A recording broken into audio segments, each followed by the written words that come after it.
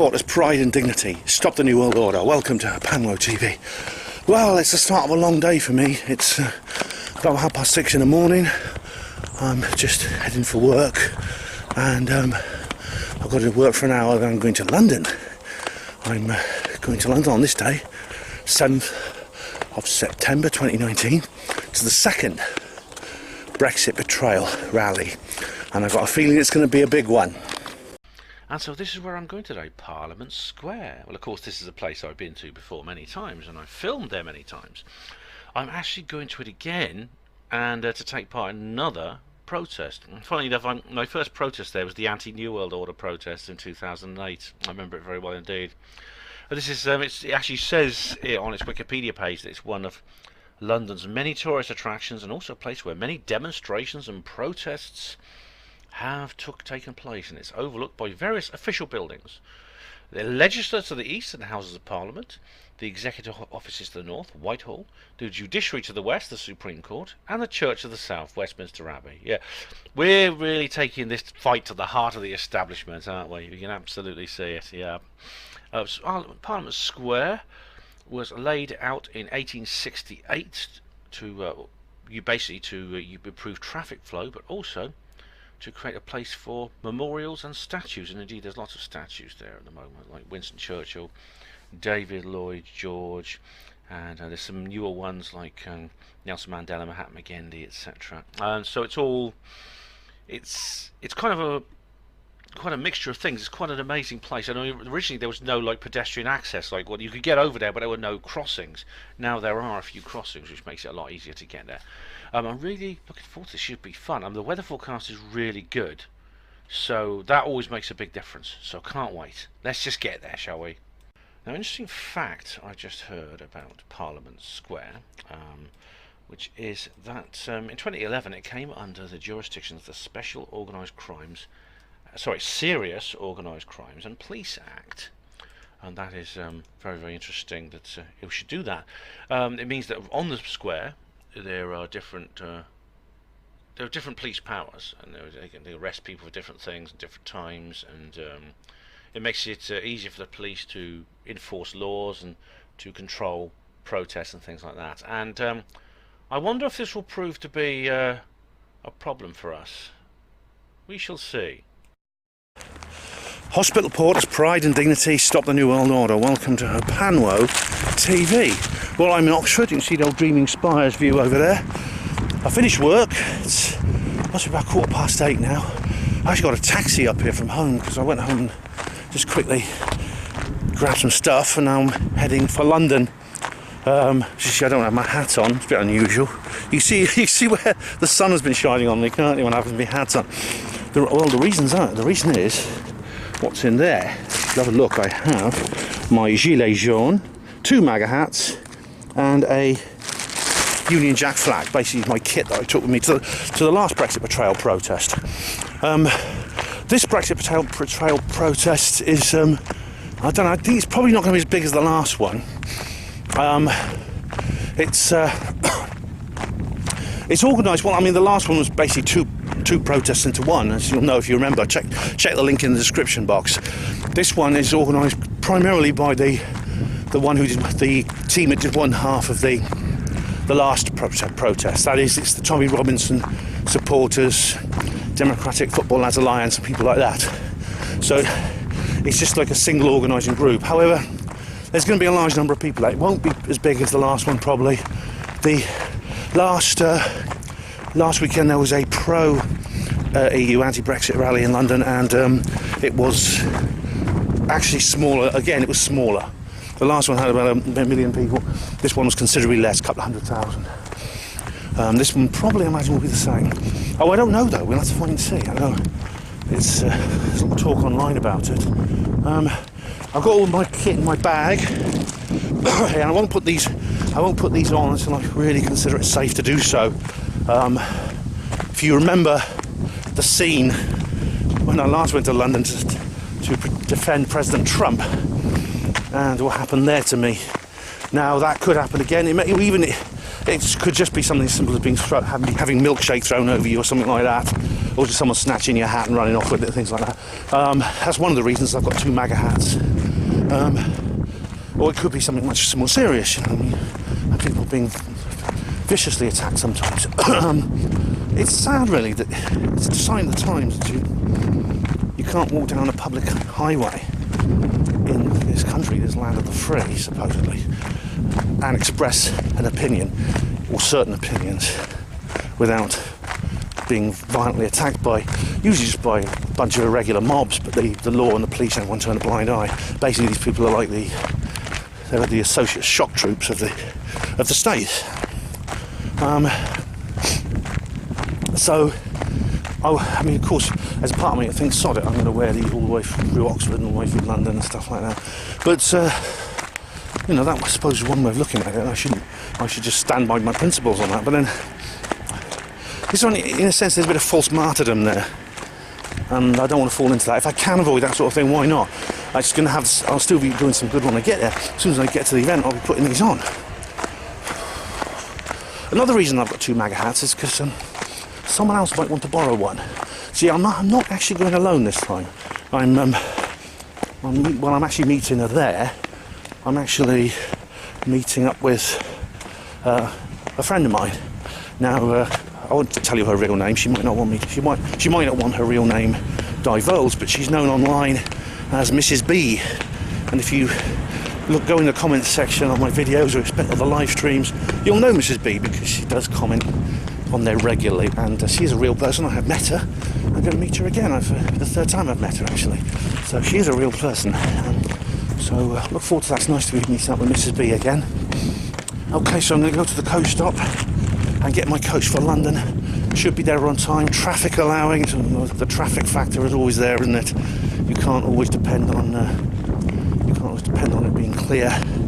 But well, fingers crossed and stuff like that, you know. Do you remember the last time I missed the coaches and they broke down or something, you know? So I'm just going to go with the flow. See you later. What's on this ad here? Look, get ready for Brexit. I've been ready for 3 bloody years. Can you believe it? So I'll just show you what I'm bringing again. Here we go. This Make America Great Again. My MAGA hat, and of course my Brexit gilet jaune. It says, I don't know if you see all this. I did show you this on a previous one. Brexit now, Brexit hard, traitors out. And of course I've had to actually read, because I washed this and it faded, so I had to redo it with another loader. So I've gone over it with felt pen again, and we have hashtag 5G, hashtag Finchley Road, hashtag common purpose, hashtag QAnon, hashtag look up. That's the chemtrails, yeah. So I'm certainly going to cause a stir with that, aren't I? I'm going to make Bernard Manning look politically correct. Oh, the clock and calendar are right this time. No Mandela effect today. I've got quite an appropriate t-shirt on in New World Order. Do you like my new earphones as well? Very appropriate as well. Well, I'm in London now, and I've made good time. Actually outside the Aston Martin showroom, as you can see, which is made famous by the prisoner. Remember, I'm not a number, I'm a free man. Very appropriate as well. I've been in touch with Mrs. B, and because I'm early enough, I'm going to meet her at the station, so it's pretty good, which is the next stop. So I'm looking forward to that. It's going to be an exciting day, I think. Oh yeah, I'm in London now, and I've met up with Mrs. B, and I'm outside a shop here, and I just want to show you some of the things that are on sale here. Look, it's Boris. I was once given cocaine. It may be icing sugar, and it's Corbyn. It's Jeremy Corbyn.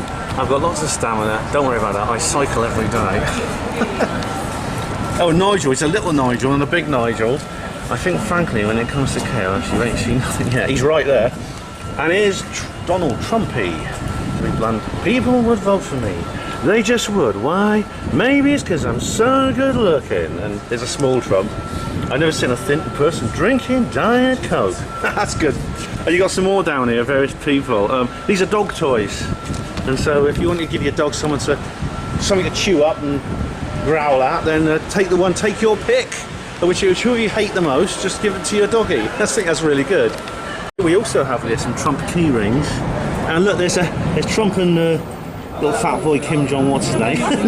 Make tea, not war. Oh, that's brilliant. Little book of Trumpisms. Oh my god, these are great. I wish I could stay and buy some, they're great. Okay, we've arrived. There's some people here who got flags and things, so I think we're in the right place. We're at Parliament Square. You've seen this before. There is the Reptile House, or the House of Thieves over there. And there is the Big Ben. What's left of it inside is big. Oh, and that's where the traitors' den. As I said, only 2 people ever entered that place with good intentions. Guy Fawkes, and in 1642, Oliver Cromwell, who walked in there and he arrested the whole lot of them. And I think he should come back and we need him to come back, to resurrect him, and he needs to do the same thing again. Maybe he was reincarnated as Boris Johnson, I don't know. Yeah. Mrs. B's just putting her flags together, and I've got my little flag. She's got a couple of big ones, and oh, thank you very much. That sounds very nice. I'm here with this lady who has made this. Love you, Boris. And she's here. Now that is really wonderful, because I think he looks very lonely when I see him in there, facing these horrible people down. And there's a couple of people like Jacob Rees-Mogg who are on his side. But apart from that, there's really nobody. And I think to myself, poor guy, yeah, he needs like as much support as he can get. So that's really good. I'm sure he'll appreciate that. And you've got these bags as well. Can I tell you what they are? They were my nipple hearts. No, they were. What? Nipple hearts? Yeah. Oh. Is that what you used to wear? Are you like a model or something? Don't put that on there. I'm not. So I haven't got your face on frame. I didn't get your face in frame. No, that's all right. Are you like a model or something? No. Oh, right, okay. Just my husband likes it. Oh, I see. Oh, that sounds fair enough. Fair enough. And this lady's also given me one of these. She's got a few of these. She's actually given it to me. She didn't ask for any money.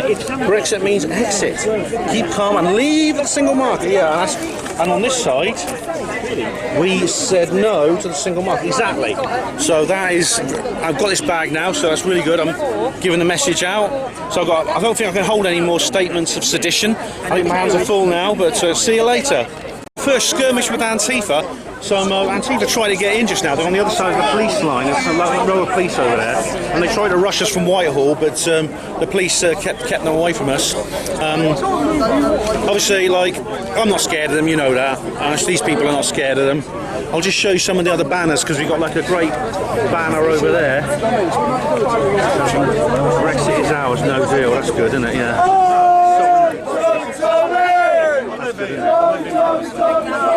Some great ones there. There's about 100 people here now, I reckon.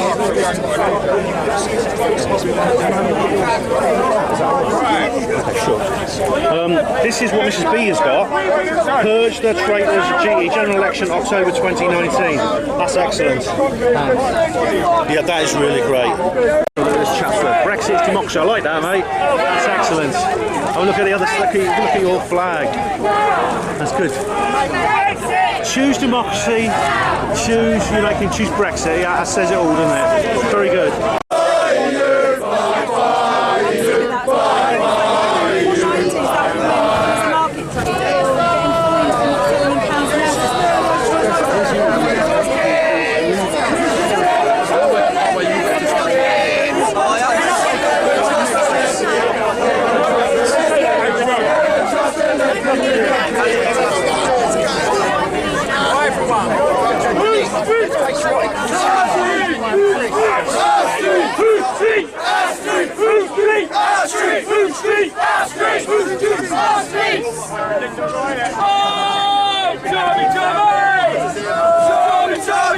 Tommy Robinson!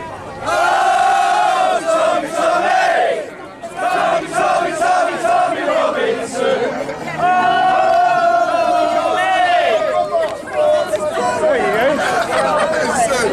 Right outside Parliament. Here's my flag. I've definitely got flag envy, but every little flag helps. I can hear like a helicopter up there. There's a helicopter up there. You see it? There he is. Keeping an eye on us. As always.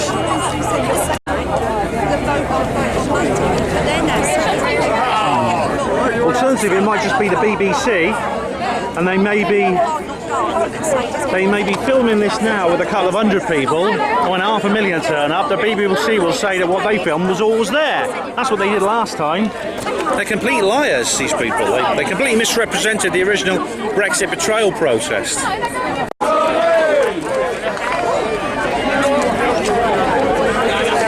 that say over there? Mash plastic trash, alright. Oh, that person was there last time, I remember.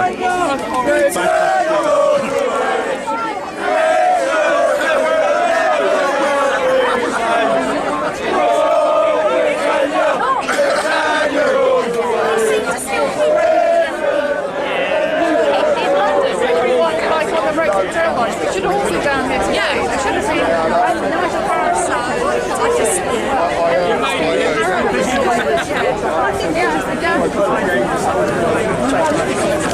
Mrs. B has on the other side of her poster, free Tommy, free Melanie Shaw, free Carl Beach. Yeah, all of them are wrongly imprisoned, I think. Do you know what I mean? I don't know. There should be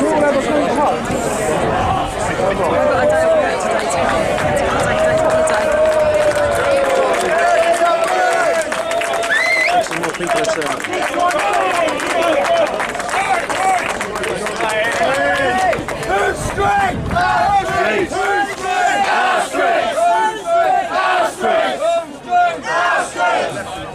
A load more people have just turned up, so our protest is growing in number, which is a good sign. I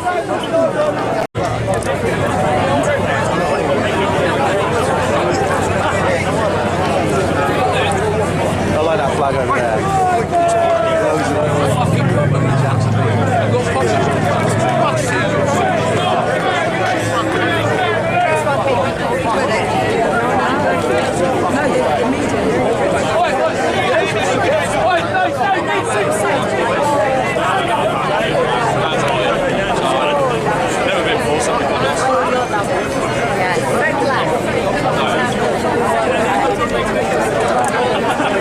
See more than I can right now. There's a chap there, he's getting up on the Churchill statue there.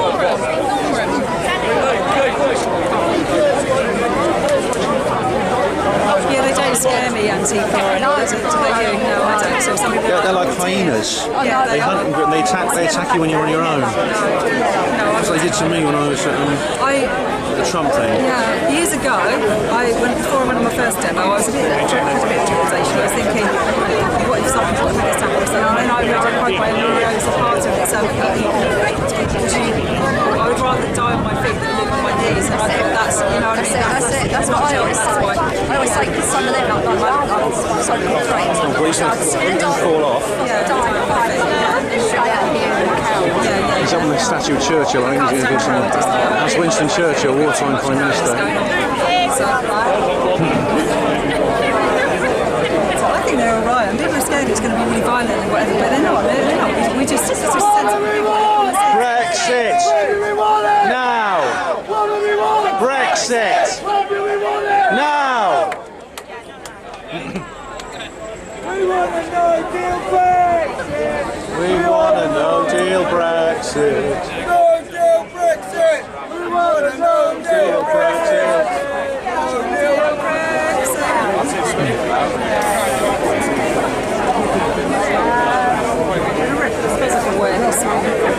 They got one of those bags there. We see one of the EU bags, one of the anti-EU bags.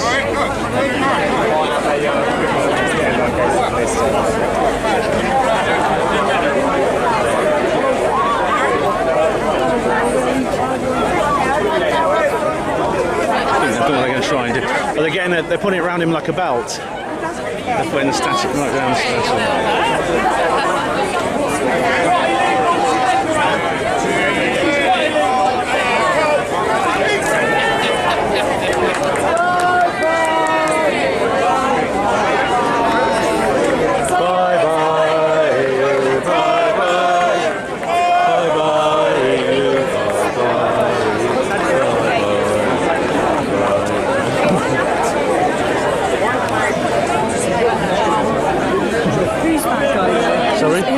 What's his name? Is he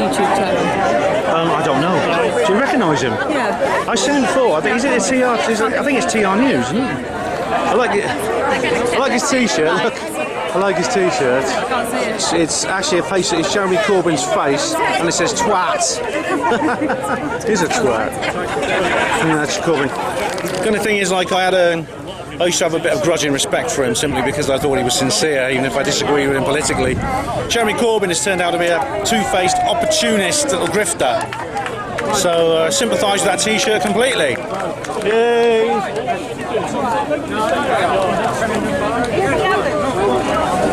There's another contingent of people coming in. So the crowd is growing bit by bit. What's that umbrella over there? It's Free Britain, I guess. Well, to be honest, some of us aren't. Some of us.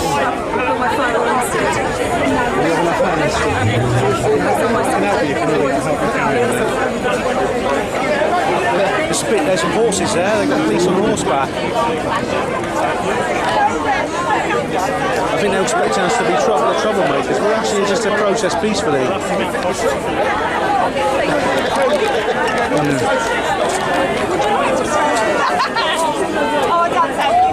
What's that say? Free UK.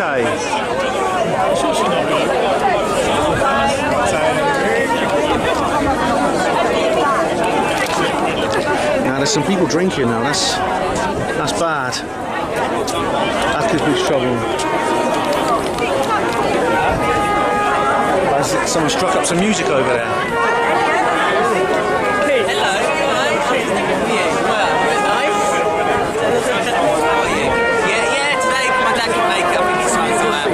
Hong Kong, see, that's actually, I wonder what that was. It's a Hong Kong. It's a Hong Kong umbrella, approach to the Hong Kong protests. Now, I talked about that on Third Rail Radio, the Hong Kong protests that are going on at the moment. So that guy's just been playing his bugle and I didn't film it. I'm sorry about that. Walk away and pay you nothing. Very true, mate. I like your Welsh flag. I'm a Welsh boy as well. There's lovely for you.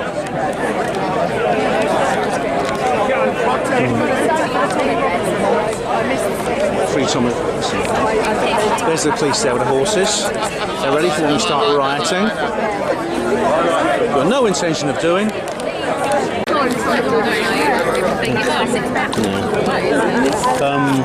We moved slightly because apparently we have been what's known as kettled, which means that they put us all in one place and make sure and they keep us basically all in one place and surround us with the police. If we want to go, they let few people out at a time. So we're here now. We're in the right place anyway. We're on the right side of the kettle, so that's where we're going to go. Someone actually came up. One of the organisers came up and asked us to move onto the grass for that reason. So we'll see what happens now. A few hundred people here. I don't know how many exactly, but it's a big crowd, growing crowd of people here.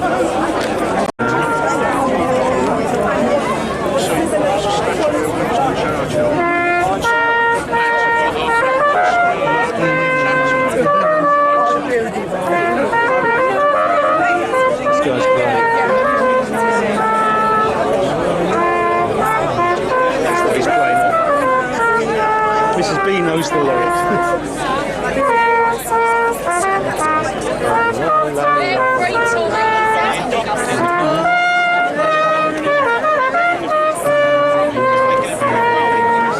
Rule Britannia, Britannia rules the waves. Britons never, never, never shall be slaves. And I love it. Britannia, Britannia rules the waves. You know lines of folklore? I wonder if he does. I don't know if he does requests. Yeah, requests.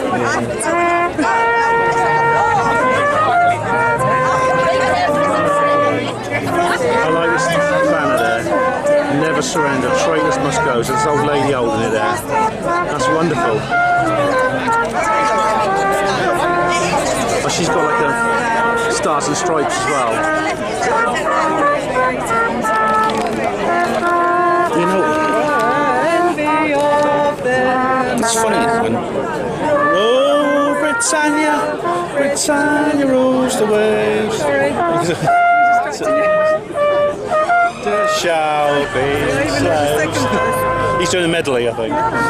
It's funny, you know, like, I just seen a picture of an old lady holding a Union Jack and Stars and Stripes. And I think of the term special relationship. And the term special relationship goes back a long way. It goes back to like the time of Reagan, Thatcher, and things like that. But there is a special relationship between Britain and the United States, but it's a completely different one. It takes on a different meaning now. It takes on a completely different meaning. Yeah. But it's still there. There's still a special relationship, isn't there?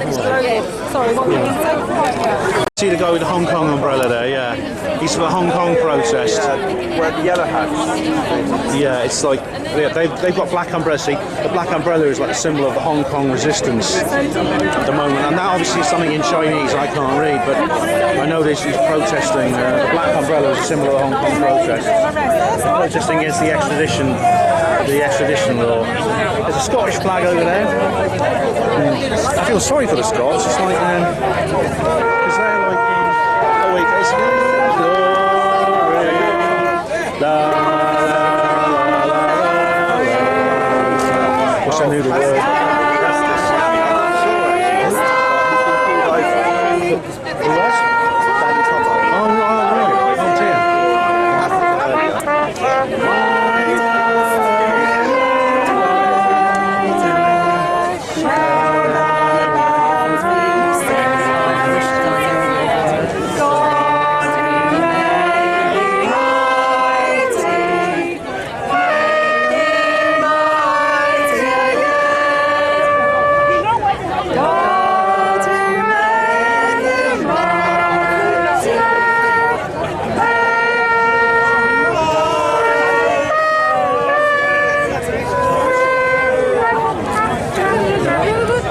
Last night at the proms, isn't it? Oh, brilliant.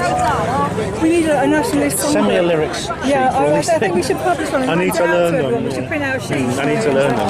Yeah, they're all Okay, good luck at that. You know all the words. I am a musician. He's doing a really good job. Do you remember my Ramona's video? That lady is using her Union Jack in the same way, which I think is... so I laughed at the Ramona guy, the hipster with the beard. I don't know if you've seen that video yet. But he had the gender study professor's apron wrapped around his shoulders, and it's like... I thought he looked ridiculous. That lady's doing the same thing with our flag, so it's great. Bye, bye. I don't know, you can probably see more than I can now, but because you've got a higher position, thanks to me. But there are police all around us. Pound onto the lawn now, we're forced to stay on the lawn. There's no toilet. I've been deliberately dehydrating myself on mouse drive. But so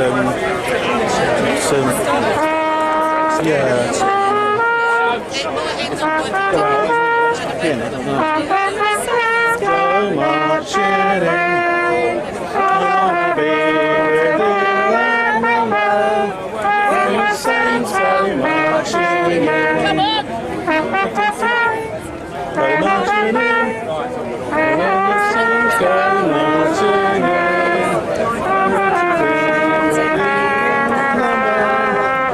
when the saints go marching in. Go marching in! Yeah, nice one, mate.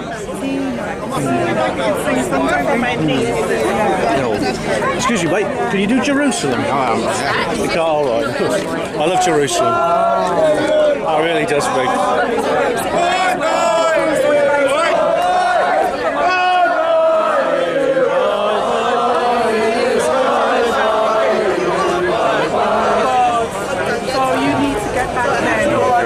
Yeah.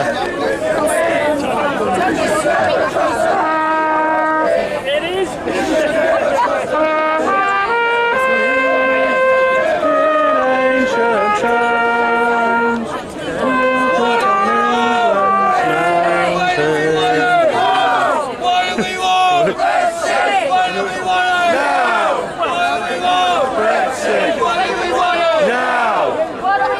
Brexit! When do we want it? Now! What do we want? Brexit! When do we want it? Now! What do we want? Brexit! When do we want it? Now! Have another go, mate.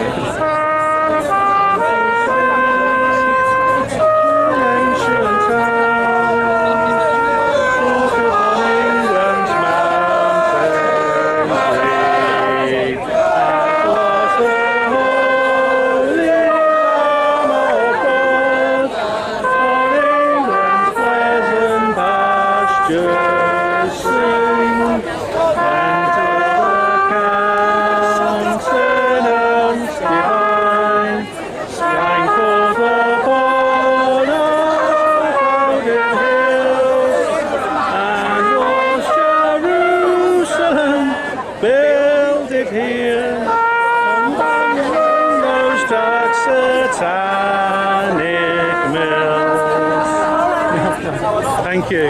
Thank you very much. That's lovely. That's my favourite. And I know the words to that one. Mrs. B's putting me... Yeah. Mrs. B's putting me to shame with her knowledge of patriotic lyrics, but I do know that song.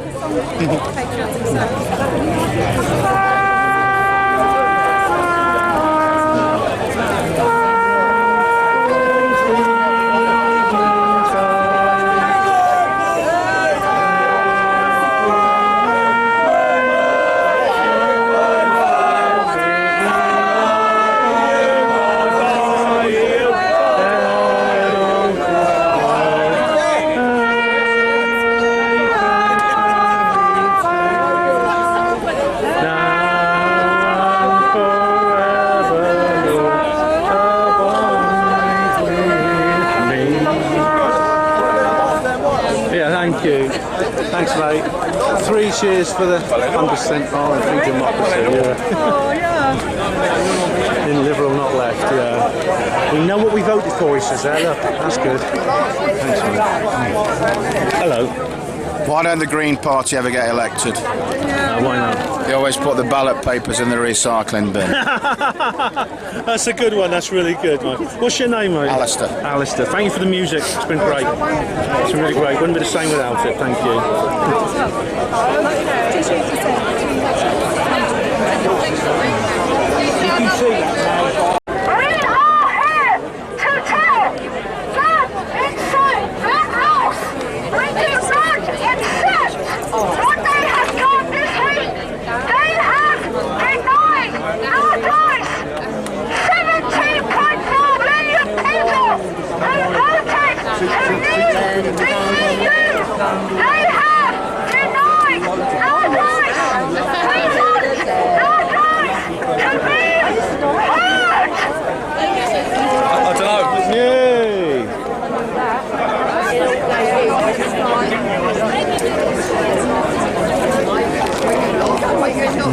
I don't think there's a formal structure to this process. It's like there'd be speakers on the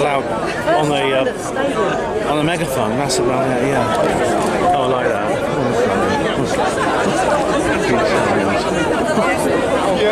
I think she's on the other side. I think.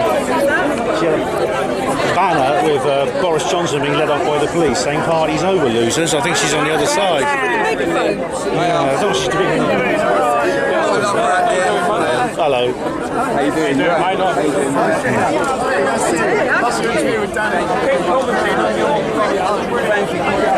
People doing the old wrapping the flags.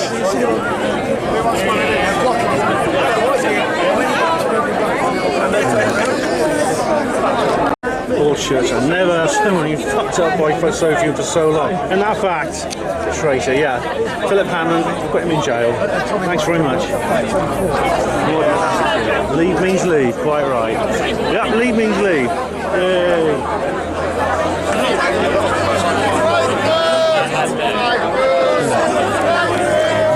I'm here with Sheena, and Sheena's here as part of this process. So hello Sheena, how are you? Hello, it's Sheila. Sheila? Oh, pardon me. I thought you said Sheena. There's so much noise around here, I can't tell.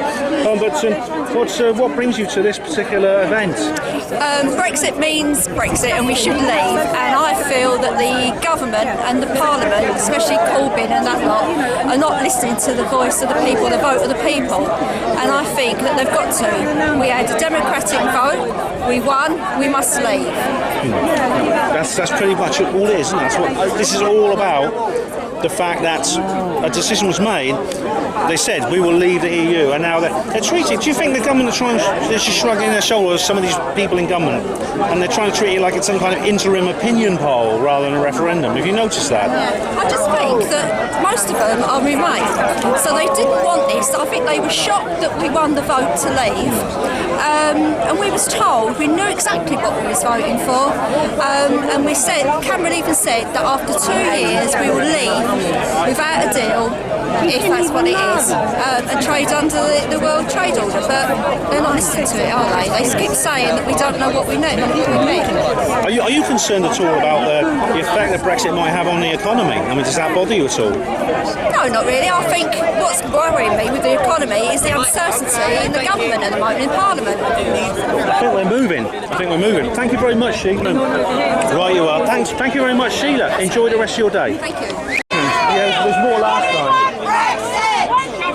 The police are now moving us somewhere else. I don't know where. They're taking us to another place. There's this big line of police now, and I'm not sure exactly where we're going.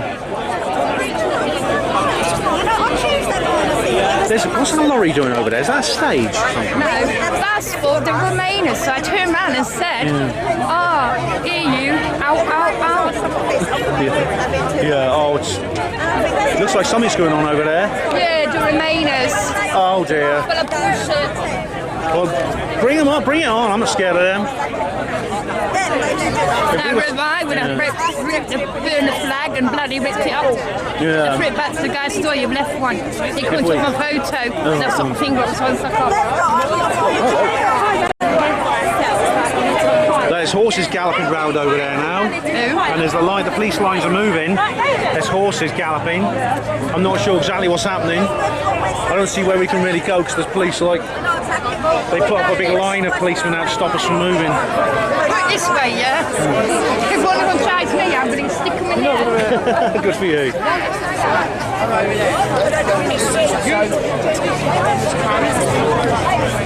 So much going on over there. I'm going to go this way.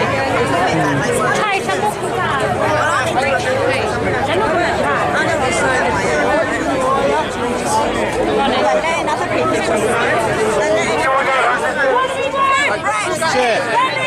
No! Brexit! No! Brexit! No!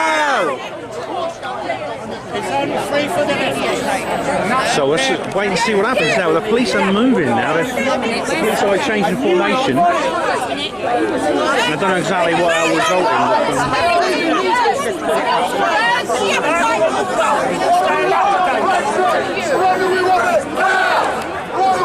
Brexit! No! Brexit! No! He's got with a flag there, and there we are. We voted leave, exactly. We voted leave, quite right.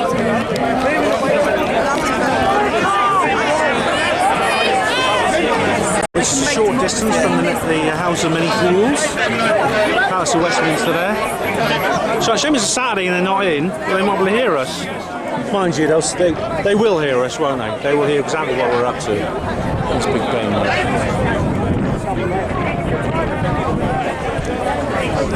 Display at the Churchill statue still going on.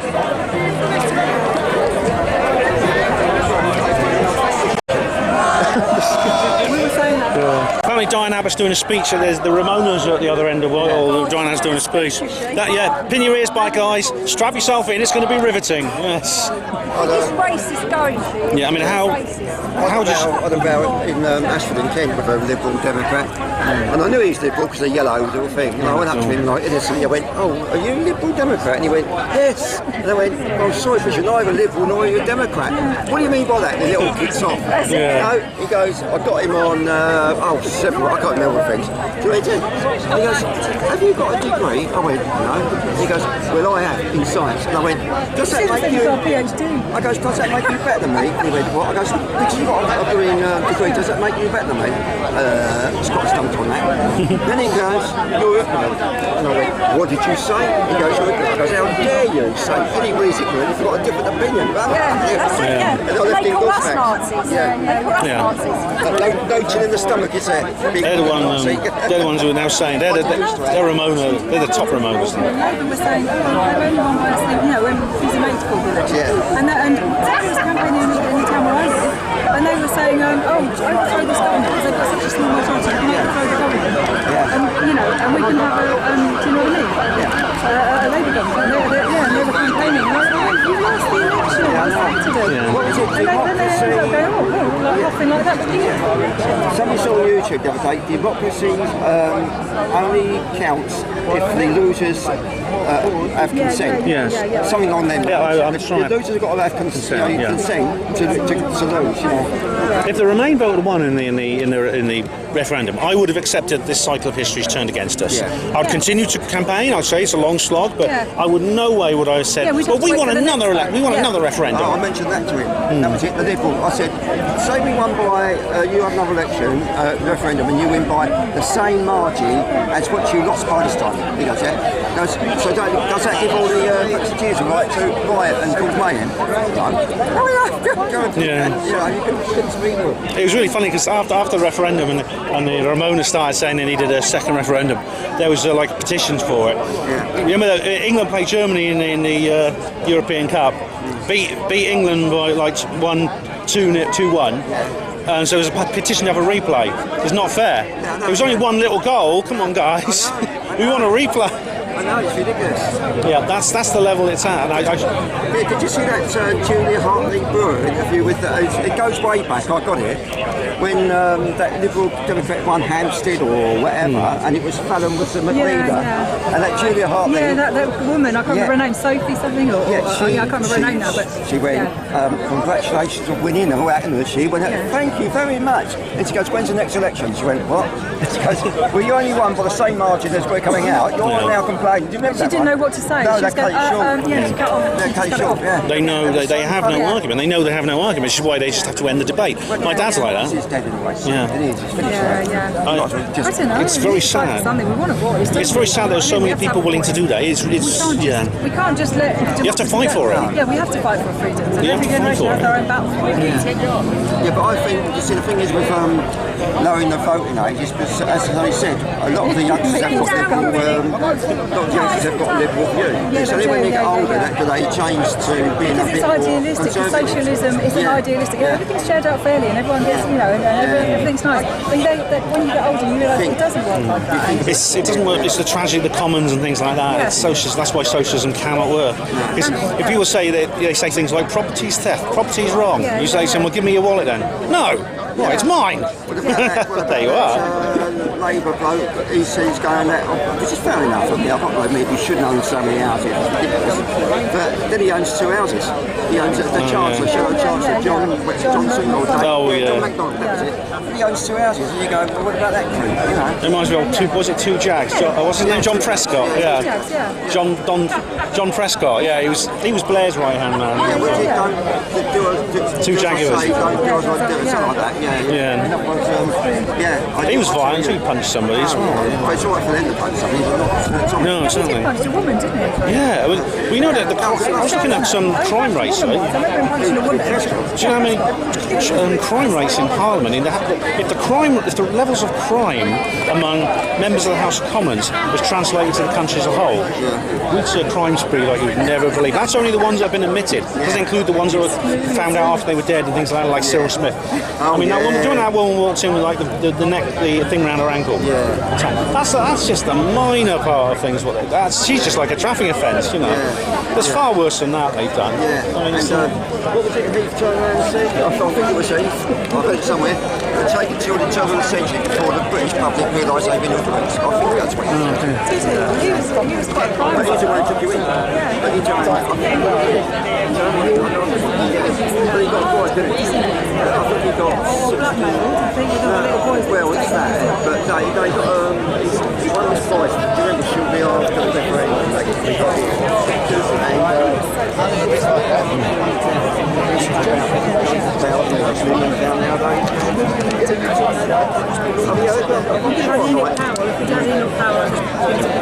very malign man, he not very malign. Yeah, well, the trouble with that is, like I said earlier, right, Jane White back then is organising and children and stuff. The war was still in memory, Now, it's just all the cuts back, they go, you're a Nazi, go, shut up. It's just a slur word, like racist, it's like it's a slur word. Hong Kong, or get it be or back pay, innit? You know, you don't make, you go for the weakest bit. You know, when somebody wants to have a go, they go for the weakest bit. Whatever they can find wrong with it, it's what they think. They used to go, I'm not going to use that, all the feeling inside you, down, but down. There's another crowd of people coming at the moment. They're from behind the police, on the other side of the police lines. I see the Brexit party. That's terrible. Is that the Brexit party? Yay! It's the Brexit party. Thank you. Yeah. Oh, yeah, definitely. Yay! I'll wave my flag, my little flag. Yeah. Yay! Welcome! Look at that guy's suit. I love that guy's suit. Look at that. I want one of those suits. Oh, look at the little kid there. That kid. Oh, yeah.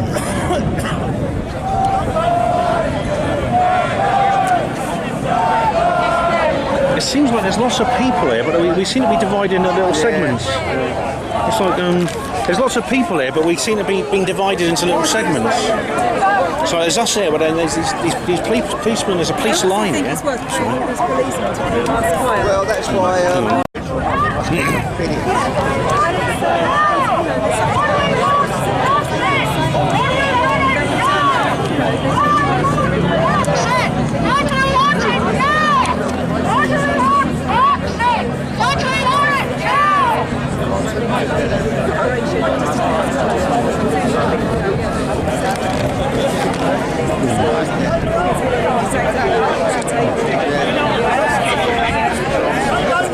There's a policeman over there, he's got a red hat.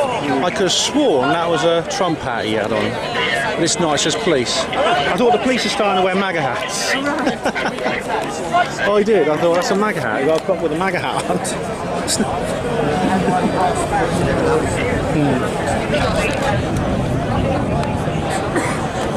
Shall I go through the rest of it?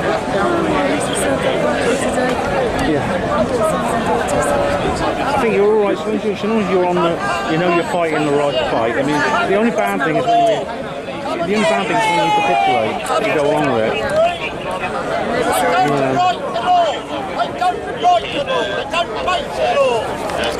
Yeah. I've got to get that suit. They don't fight for the law. You have every right as a citizen of this country. Every right. There's no law that says you can't come here. Let's go there. Let's make him dash in. I don't know, are we a bit, I think we're, does it make any difference? I don't think it makes any difference where we are. I mean, it's like this. I think something's going on over there. I don't see what it is. But, yeah, but something's going on that lorry. That's going to be they're setting up a sound stage. It'd be fun, wouldn't it? It'd be fun. They're setting up a sound stage over there, aren't they? Something. I'm certainly going to get over there later. They're going to have speakers.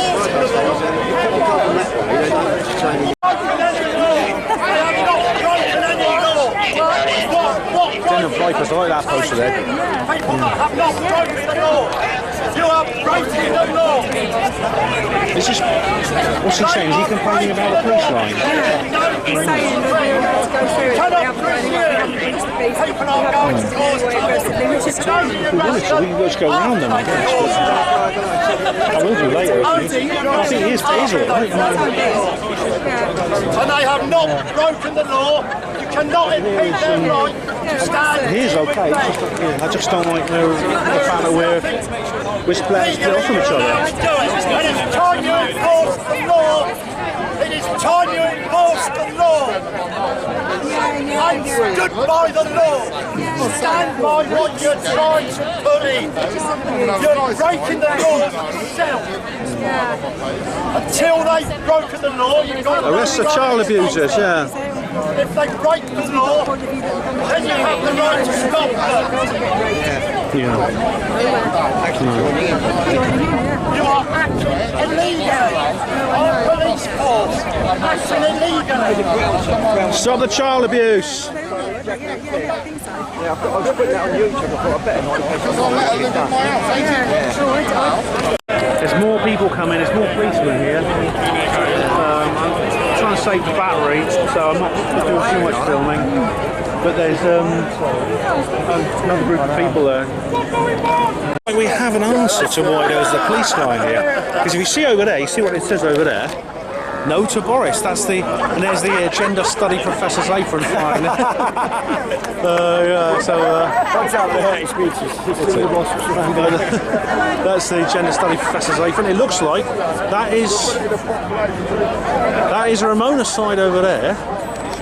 And we're like the opposition, so we're like, that explains why they're keeping us apart. So we're not going to cause any trouble. Just going to interested to hear what they have to say. I'll probably taunt them a little bit, but I'm not going to cause any trouble. That's very interesting. So here we go. Now this is a. You see, we have a. This is David Lloyd George, another old Prime Minister. And these are, what's these stickers on here? Oh, there's skull stickers there. And that is Extinction Rebellion. Oh God, they get everywhere now, don't they? Very, very well funded. Very well organised. That's right, the carbon code. There's some really big helicopters coming. There's a big Chinook. We've been invaded by Brussels. Yeah. Oh, these are military though. That's like, I know. So they do it for the fifth column, don't they? But that is like really a big one, and that is a military helicopter too. Oh, there is. They're going to start dropping bombs. Yeah. I mean, maybe they're trying to intimidate us. It won't work.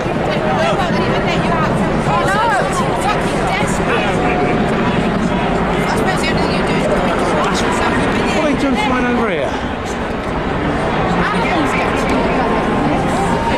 They're flying away anyway. It turns out we can't get out of here. The police lines have completely enclosed us, and we can't actually get out now. I want to see, this chap here is really.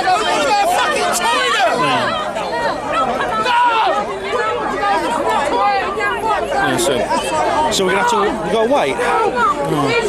We're stuck in here. See, this chap's really upset. There's literally no way out of here. There's no way out of this area now. Yeah. So that lady told me that that she's trying to get word from her governor. I think that's her inspector or something, to let people out. And when we does, we'll go and get ourselves a coffee. All right. I offered to get her one to let me out. Did it work? No, for a frappuccino. Look how angry that person's getting. Sometimes getting people makes them angrier. Whereas we just, I know that guy. That guy used to be on CMR.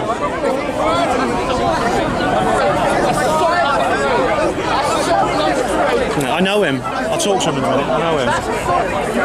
But so basically we're stuck inside this police cordon, and we're just now waiting for the time when we can get out. Because we want to go and have a coffee. Me and Mrs. B are really thirsty. We want to have a coffee. Yeah. We'll come back with it. And not we. As if you. Just when I thought it's in the last pro-rogue joke, someone else has put one here. Yeah, so, can you see that there? Can you see that? Lies equals will of the Brexit equals a what? A con job. No, it's not. It's not. It's the other way round. Some of this. So I think the Ramona's arriving now. Stop the coup. Oh, stop the coup.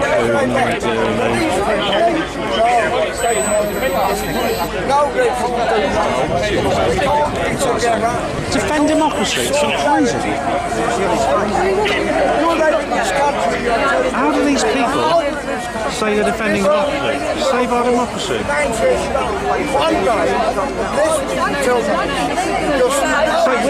We're trying to save democracy, lady. We've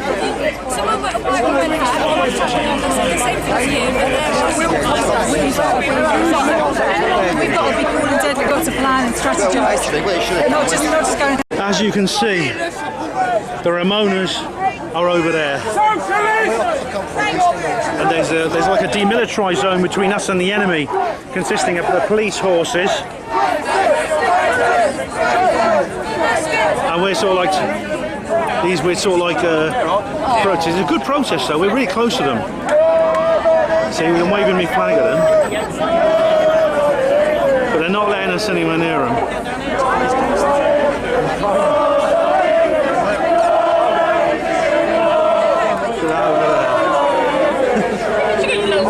Every little flag helps. I've got flag envy. I've got a big one. I've got a big one at home, but I'm not going to show that to you. These are the remotes. Look at them. Sorry. Here they are.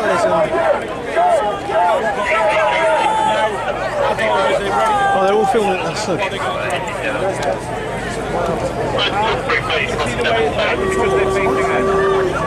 You should never trust the left in the UK. You should never trust the left in the UK.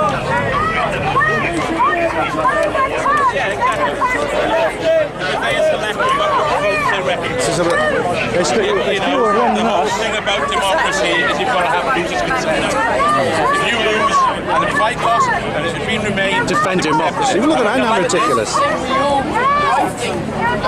Defend democracy, are they kidding? There's a flag of Portugal, the country. The flag of Portugal, the country that fought for independence, and then they're flying it over, taking people's independence away. It's ridiculous. So many are still.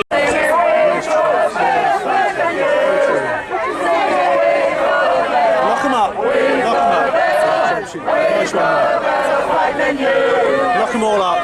Danny's at Whitehall, he's at the Date Street in Whitehall, so you know there's some people on there. We said that. I used my bag as a banner. So, at first I was a bit of a problem because Danny had a bit of an issue at the beginning. Shame! He took the high ground and he went to Whitehall and he got some good rhythm. So I believe he's streaming from there. I believe that he is. We're streaming here. I think there may be another room somewhere else. They won't let them in though.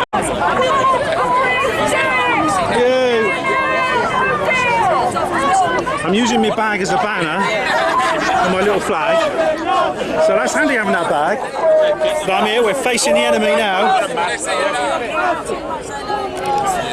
That explains the police lines earlier. I didn't know they were going to do this. We're fucking circled in there, not. Sorry? We're fucking circled in. Those Yeah. aren't. I know, we're the one, it's like we're not going to cause any trouble here, the trouble comes from this though. Yeah. They're the troublemakers. Yeah. They're only pissed off because they lost. Exactly. Yeah. Funny they'd accept it. I know. They're much of a kid as Corbyn, aren't they? So he's a bit of a fucking twat. Oh, I can't stand him, yeah. Yeah. It's horrible. Liar, opportunist, two-faced bastard.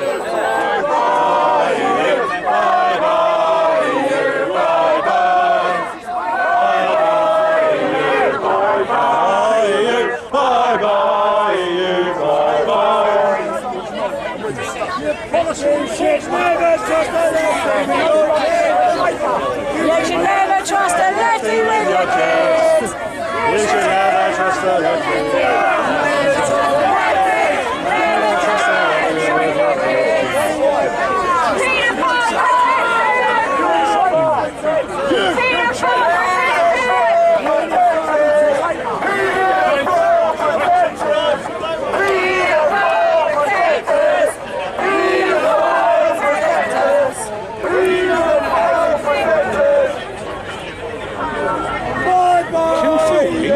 He's a spy.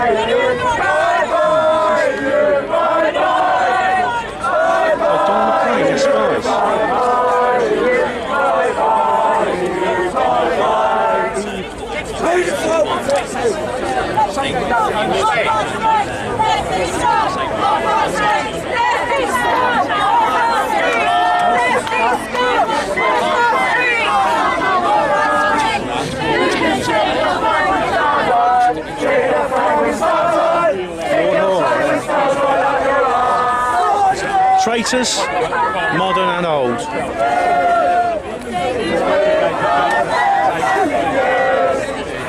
Got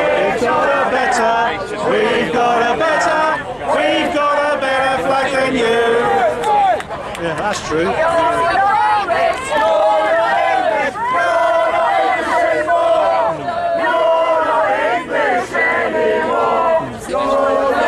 at this.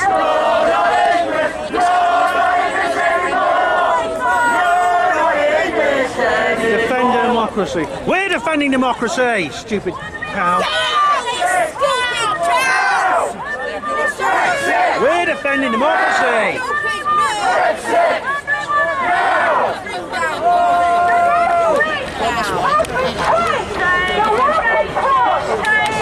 Stars on up your ass. He got some really good chance. Those people have been completely silent. They haven't got any. They haven't said a word. They've got no slogans because they've got no ideas. That's why you got no chance. You've got nothing to say. It's always the way. I mean, the left always sees itself as the underdog. They always see themselves as they're fighting for the common man, but they're not. They're the establishment now. Oh, thanks, mate.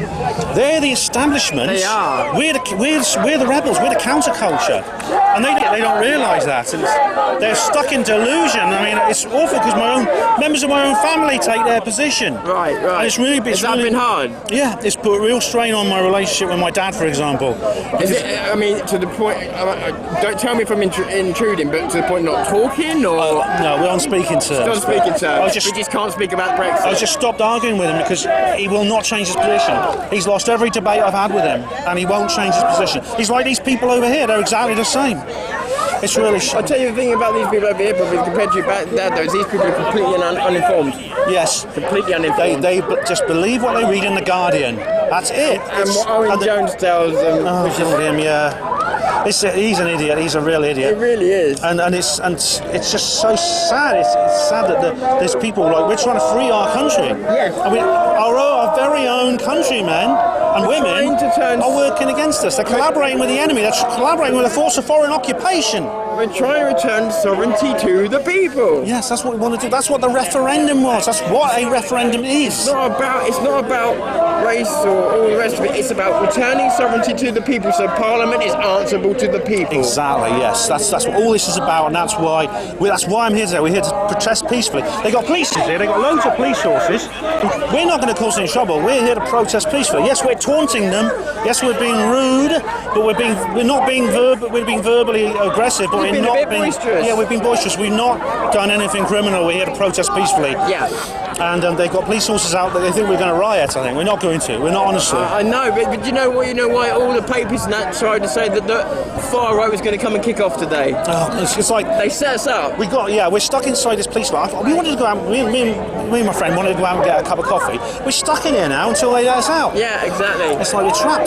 They know, but they know that it's a war of attrition. What they're trying to do is wear us out and make us like need a pee, need a coffee, whatever else, yes. and then they get rid of another person. And look, it's working. Oh, funny enough, they're letting people in, but once you're in here, you can't get out. It's like the EU, ironically. It's just like the EU. It's very easy to get in. You can't get out again. And I think that the numbers thin out as a result. I do know, from what people are saying, we've got Danny in that Whitehall now, so we do at least have another demo of what's going on down there. So hopefully Danny's streaming from down there. I don't know if he is, but hopefully he is. We're here at least, so at least we've got a couple of places. What's your channel anyway, mate?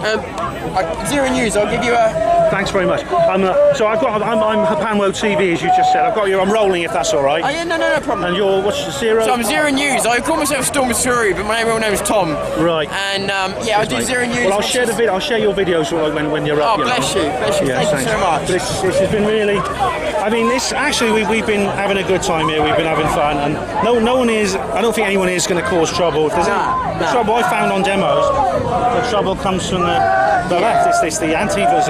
I was attacked at the Trump rally, and they were violent. They were abusing me. There was a few looking for trouble, but not. It's only a few. You always get some attached on. Oh, yeah. Well, thanks very much, mate. Thank you. And thanks for giving me your time. And you, yeah. Thank you very much. Great taking part. Enjoy the rest of your day, mate.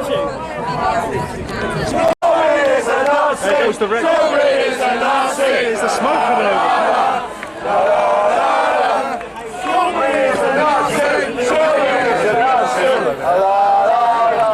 I saw the horses were galloping over there. I think something's going on. They're speaking. speakers begun over on the Ramona side. I don't know what they're saying. I can't hear them. I don't think I'm missing much, to be honest.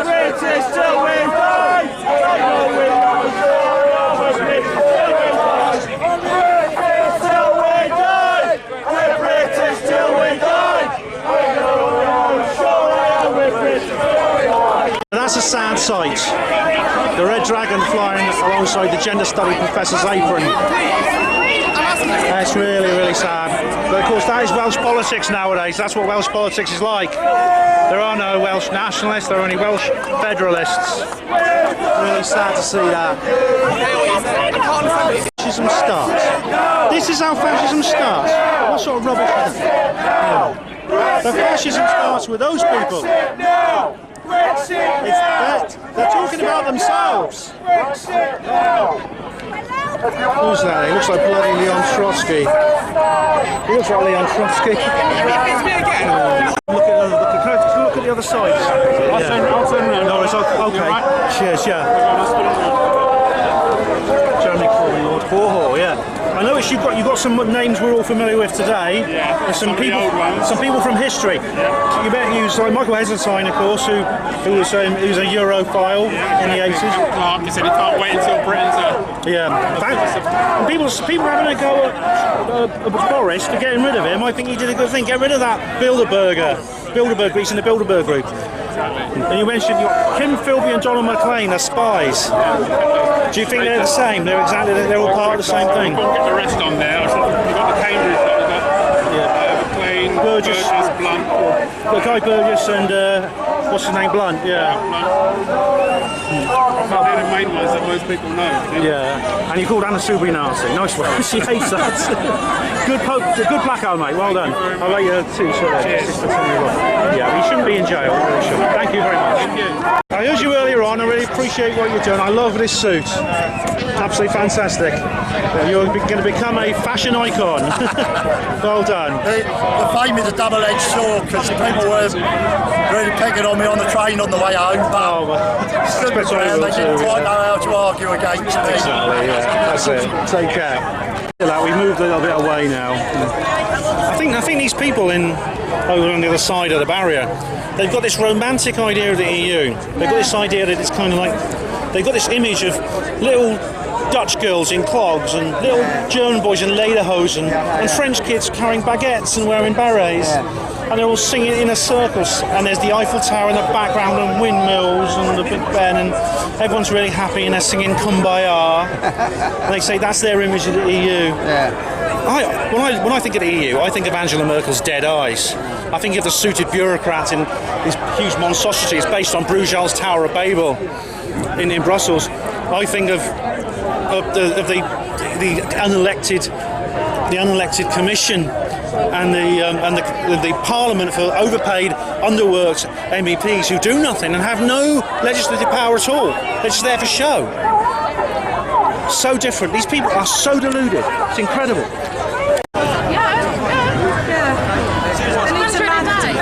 It's now about 3:15. We've been stuck in here for like ages, at least 3 hours. If it goes on any longer, right, we'll have to declare ourselves an independent state and elect our own parliament. We couldn't do a better job than the people across the road, I'll tell you. There's some people trying to get out and they're being told they can't get out. It's amazing. Now, I'm just trying to get a shot of the Ramona stage. I can't. Is that Corbyn speaking?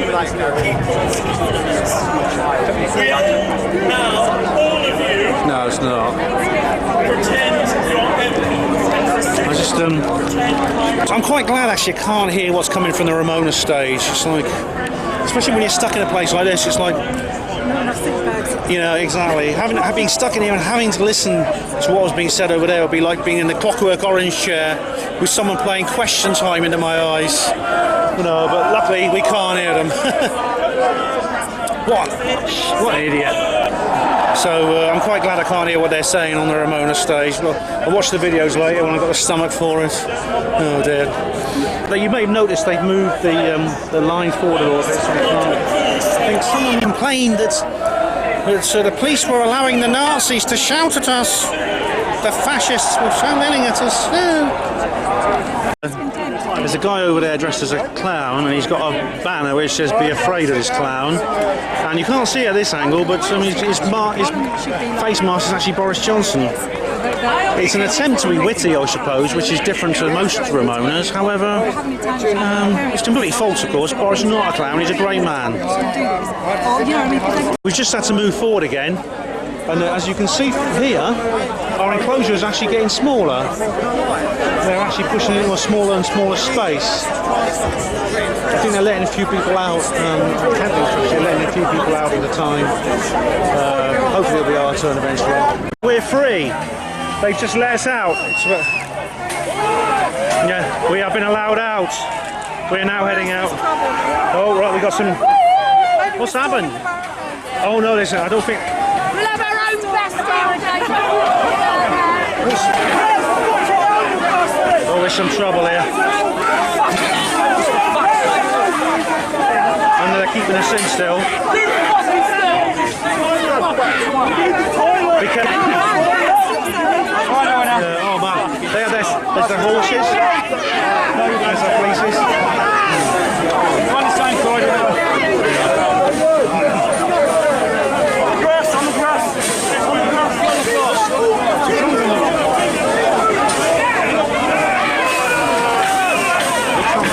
Oh, I don't know where we're supposed to go now. It's all chaos at the moment.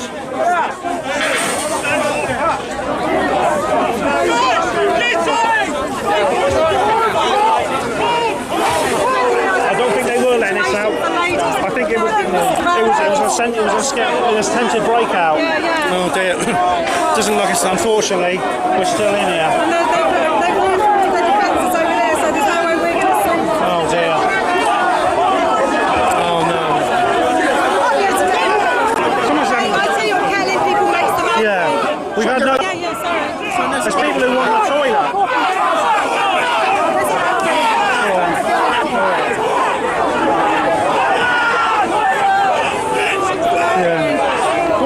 There's people who want water. It's like a prison camp.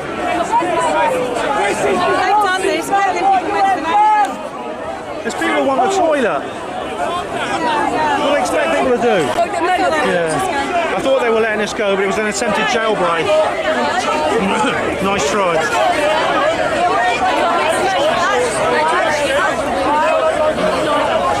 There's people who want the loo, and there's people who want... There's little kids. Should you take medication? Alright, they shouldn't be keeping us in here. I asked, what's the lawful limit on how long you've got? Right, that queue. Yeah, queue! Somebody asked, what's the lawful limit?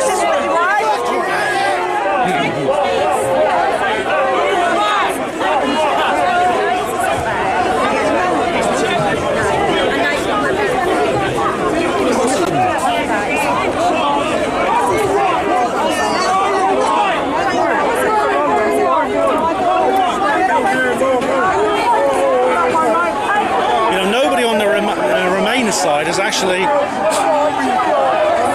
been quite innocent. There's some more trouble here.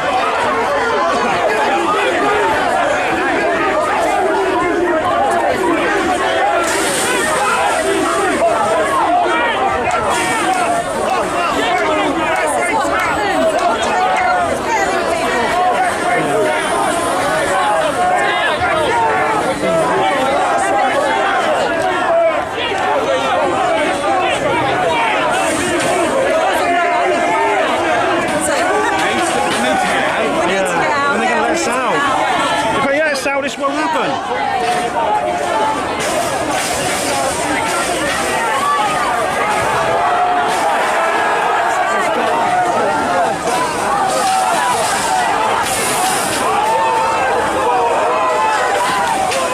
Yeah. Be careful. Just because you want to let people have a kiss.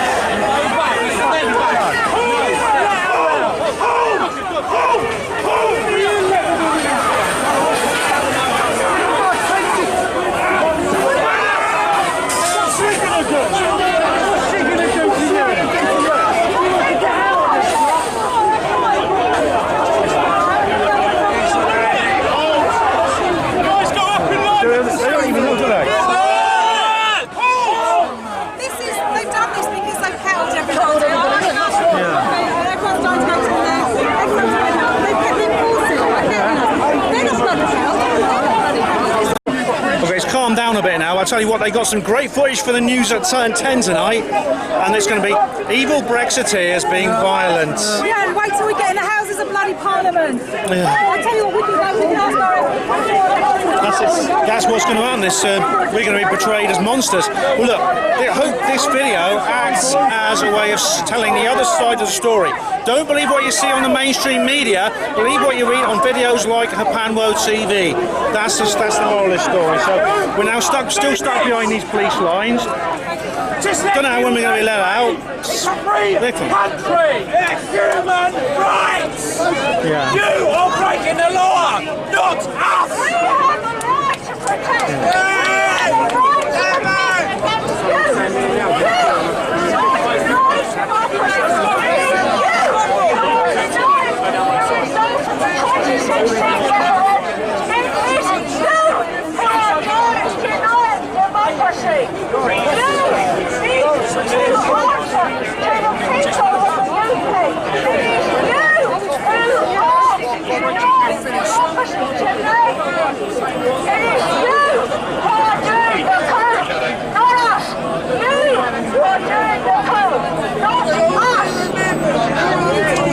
Now the Remain side has allowed to come and go as they please. There's no police cordon around them at all.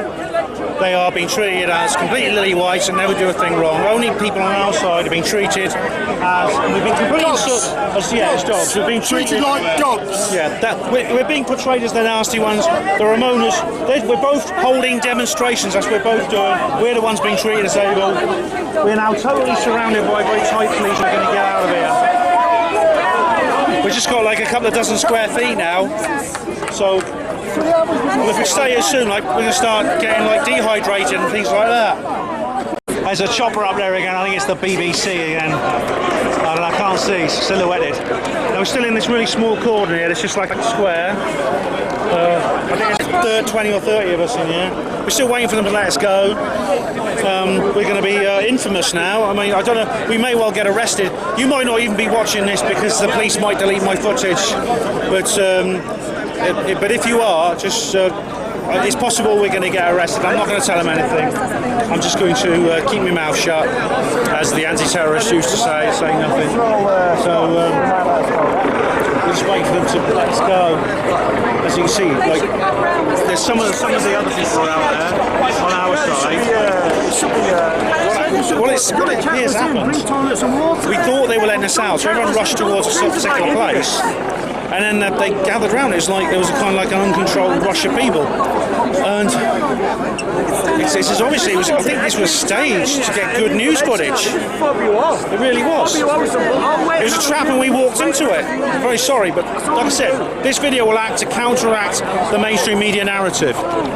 Okay, well, I'm pleased to be able to tell you that Mrs. B has managed to escape from the camp. She's done a jailbreak, but she did it because she's not well, actually. She told the medic that she had a problem and she needed to go home and get medication, which is true, actually, and she does.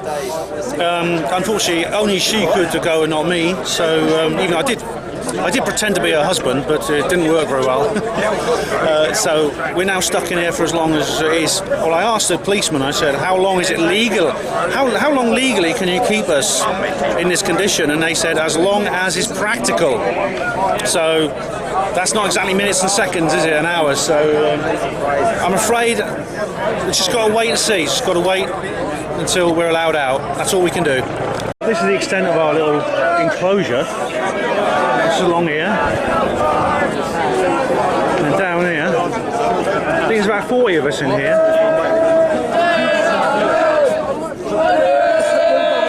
And there's another policeman over here.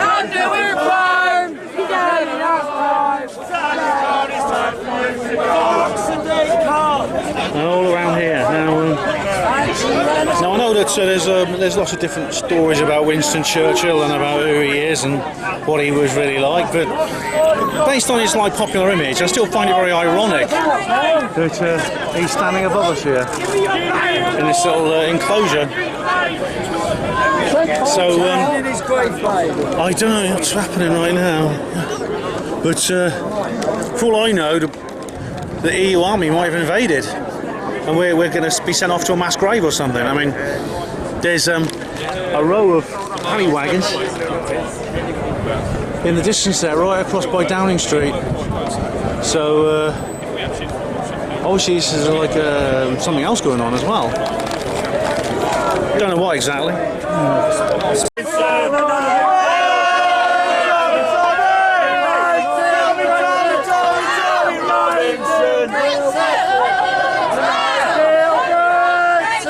When do we want it? Now!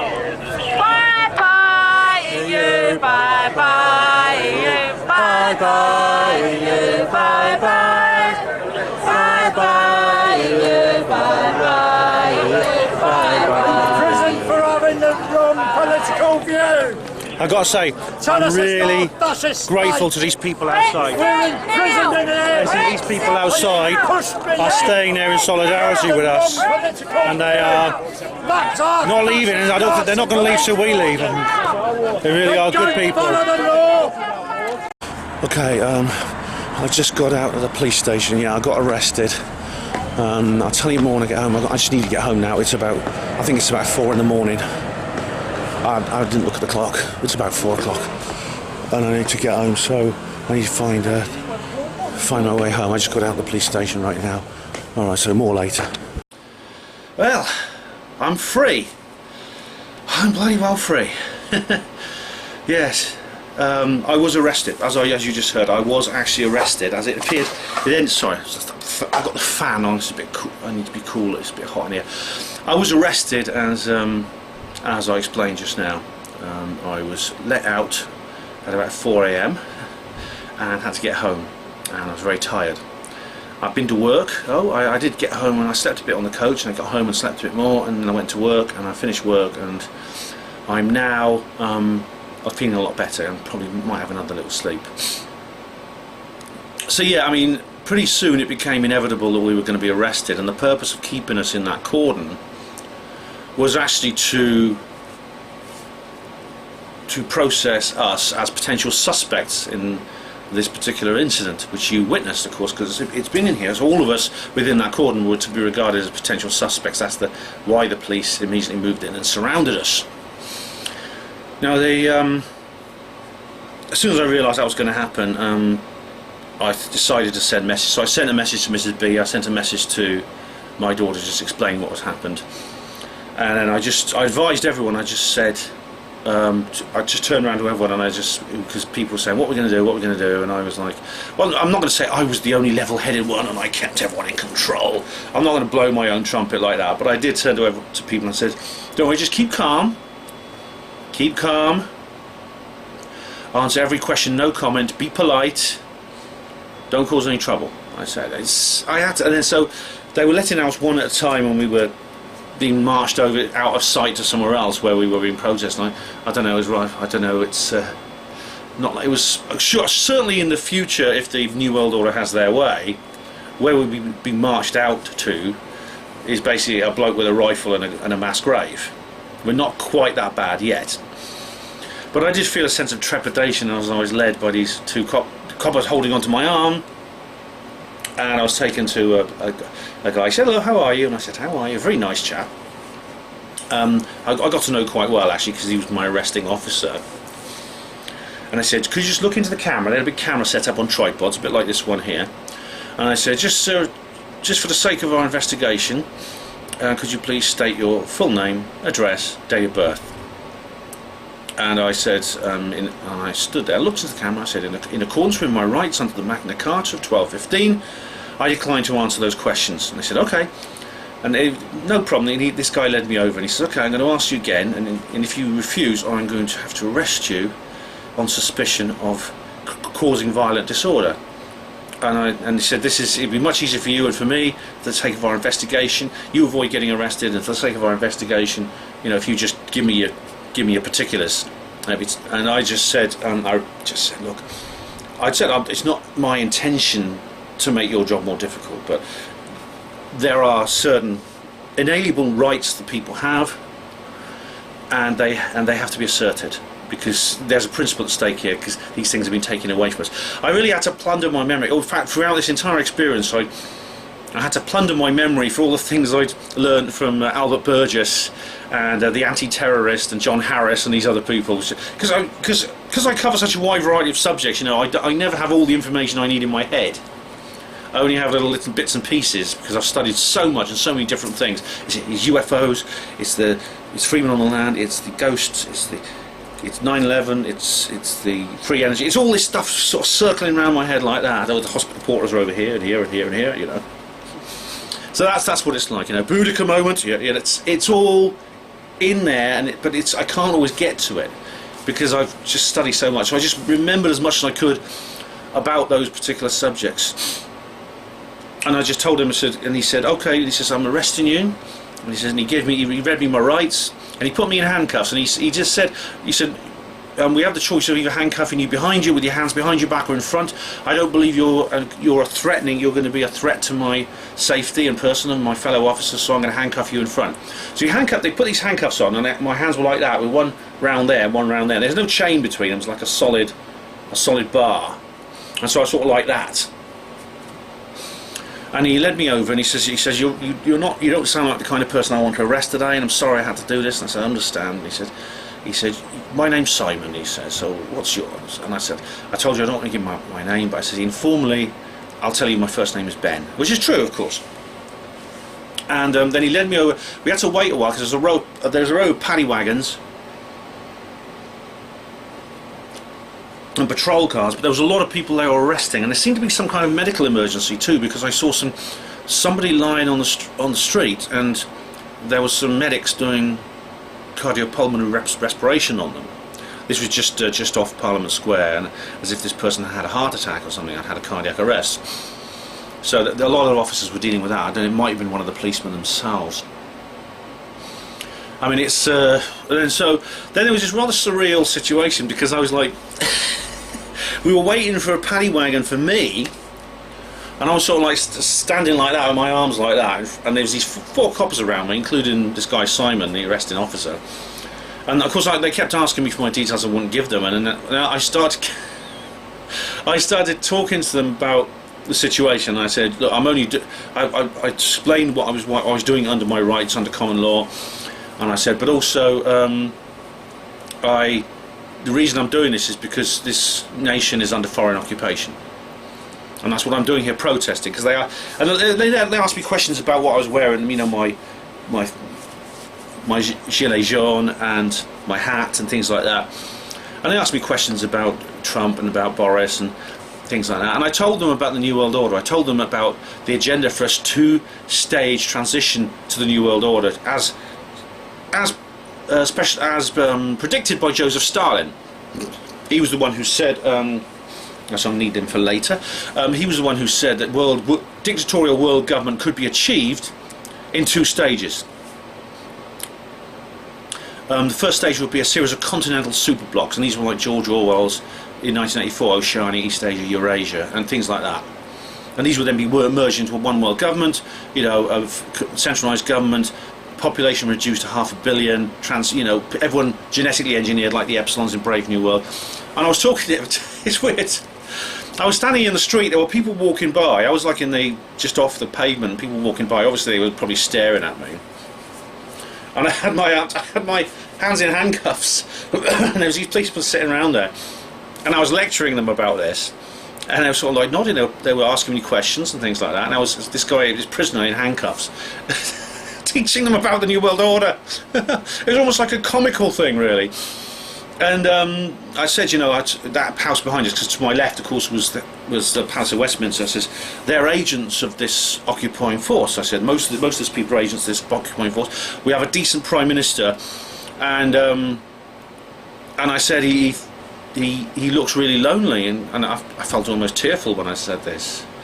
And I'm here to support him, to let him know that he's not alone, and there are people who love him and support him as a great leader. The first, like I said in my Panama voice blog, the first great leader we've had in my lifetime, certainly. They said, okay, yeah, he's not a bad guy. You know, they were very casual about it. But then they started talking about CCTV. I said, look, I explained, I don't want to hamper your investigation. I mean, I understand you, because let's face it, you know, violent disorder was what we witnessed, wasn't it? It was violent disorder. You can't deny that, the way some of those people are behaving. And I said, I don't want to hamper your investigation when a genuine offence has been committed. I believe, in fact, I'm certain I've committed no offence. And of course I'm here, so obviously they don't think so either. I believe I've committed no violent offence. But I don't want to hamper your investigation. However, I believe that really my input is not what significant value is my input. Parliament Square is one of the most secure and surveilled places on earth. The CCTV cameras in the bloody flower beds. I mean, they're everywhere. And you know, also, of course, they asked me about my camera. I'll come to that in a minute. But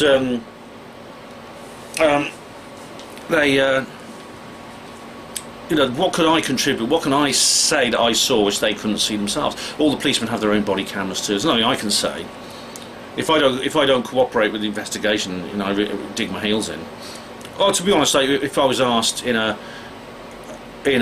court operating under the Magna Carta, did you see people doing this? Oh, I'd say yes. This is what I saw. So, but they asked that the discussion of CCTV led on to the discussion of Diana, and I said, so they were saying, oh, these CCTV cameras are all right, yeah, we found them useful. I said, yeah, but they sometimes don't work, do they? Like when Diana drove into that tunnel in Paris, and he said, yeah, that sounded. He said this. One of the 4 policemen who were surrounding me. He said, yes, it sounded dodgy to me. So yeah. And then the paddy wagon came along, and I was made to sit inside this this hard bench inside this area, which is they have like a cage door, and then there's the main van door that shuts on the other side of it. It's about the size of a photo booth, but rather less comfortable. And there's no seatbelt or anything, so you tend to get thrown around a bit when the van's moving. And so I sort of braced myself against one side of it and my foot against the other to prevent myself being sort of moving around. And there was another guy put in beside me in the other. It's like 2 halves. There's 2 cells within this paddy wagon. And he said, "All right, mate. You know, what are you here for?" And I said, "I don't want to say." He said, "Oh, fair enough." And then the policeman got into the front. You see them through this like translucent window. And every so often, this guy Simon would say, "You all right, Ben?" I said, "Yeah." He'd ask me every so often. I said, "Yeah, thanks. Are you?" Yeah, we got all right. He seemed a nice chap, you know.